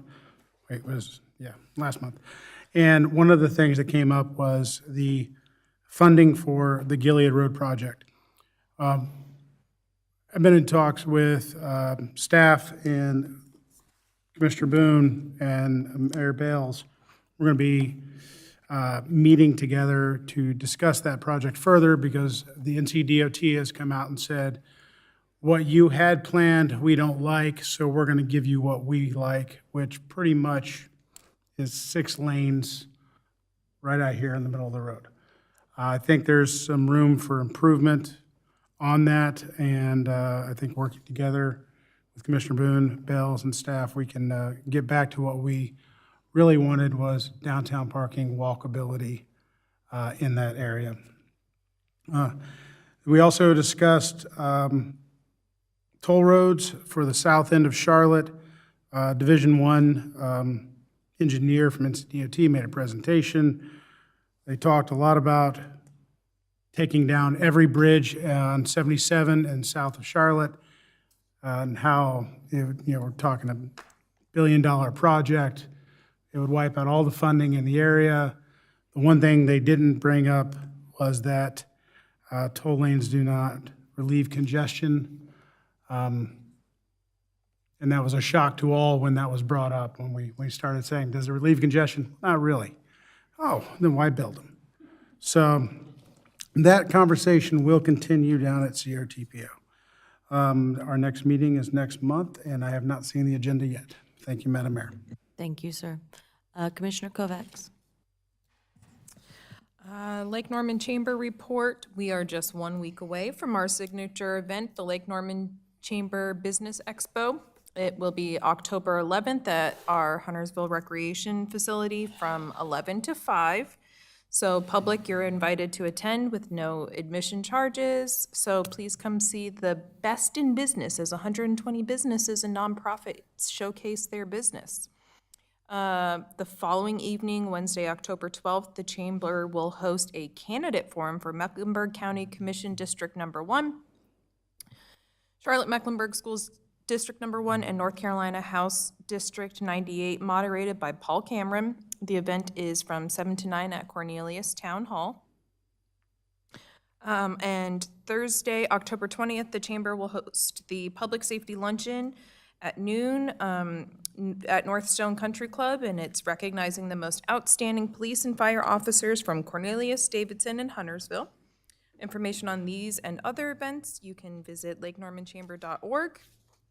And Huntersville Connection, we will have a booth at the Lake Norman Chamber Business Expo, so please stop by and learn about some of the changes that have been happening going from the Chamber back to Huntersville Connection, see how we can help you, and basically watch me run around back and forth to different things. That's all. Thank you. Commissioner Boone. Thank you. Very quickly, I wish David from Electric Cities was still here.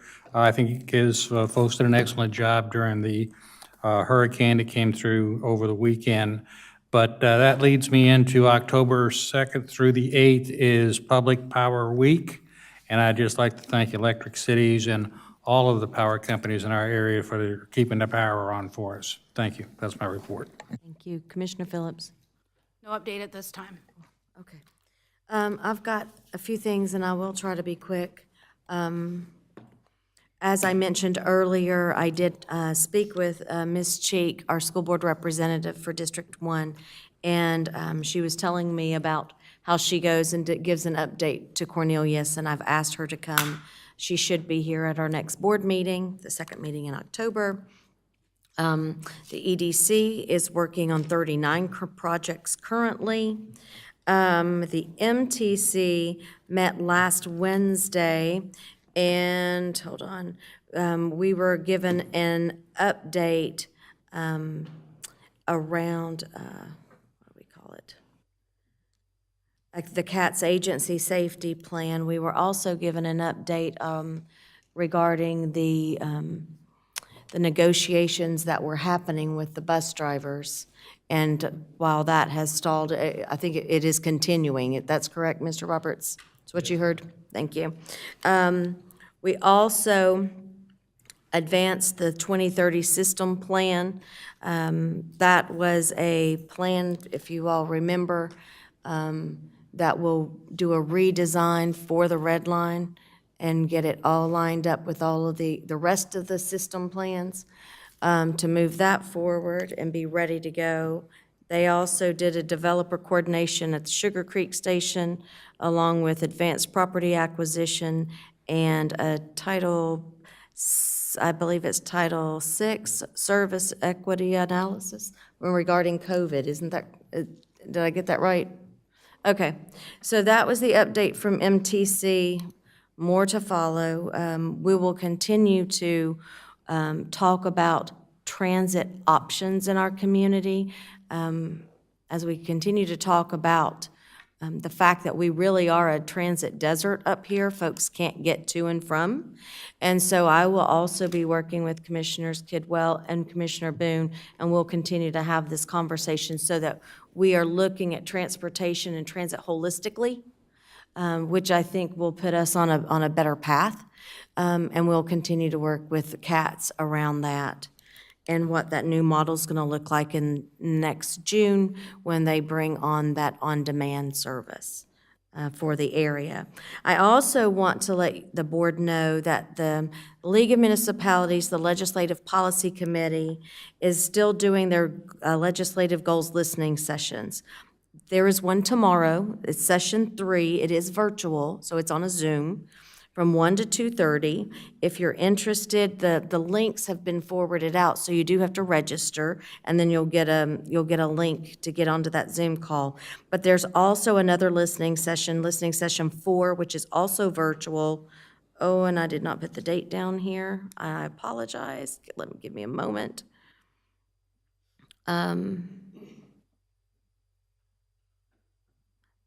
That is next week, I believe. Yes, on October the 11th. On October the 11th from 10 to 11:30.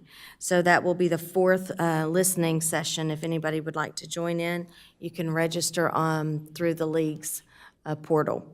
And last but not least, I would be remiss if we didn't take a moment and acknowledge Hispanic Heritage Month. Hispanic Heritage Month is September the 15th through October the 15th. And it celebrates the countless contributions of more than 60 million Hispanic Americans, and the infusion that they've had and impacts that they've had on our culture and society. Hispanic Americans are the largest minority group in the United States today, and generations of Hispanic Americans have consistently helped make our country strong and prosperous. They contribute to our nation beyond description. Hispanic Americans embody the best of our American values, including commitment to faith, family, and country. And I would like to take a moment to just thank our citizens in our community in Huntersville who have Hispanic heritage and want to make sure that we acknowledge that this month. And I think that's all I've got. Is there any interest in finishing up this meeting this evening? Any closing comments? Motion to adjourn? Motion to adjourn. All those in favor? Any opposed? Seeing none. Good night, Huntersville. Let's figure 11:30.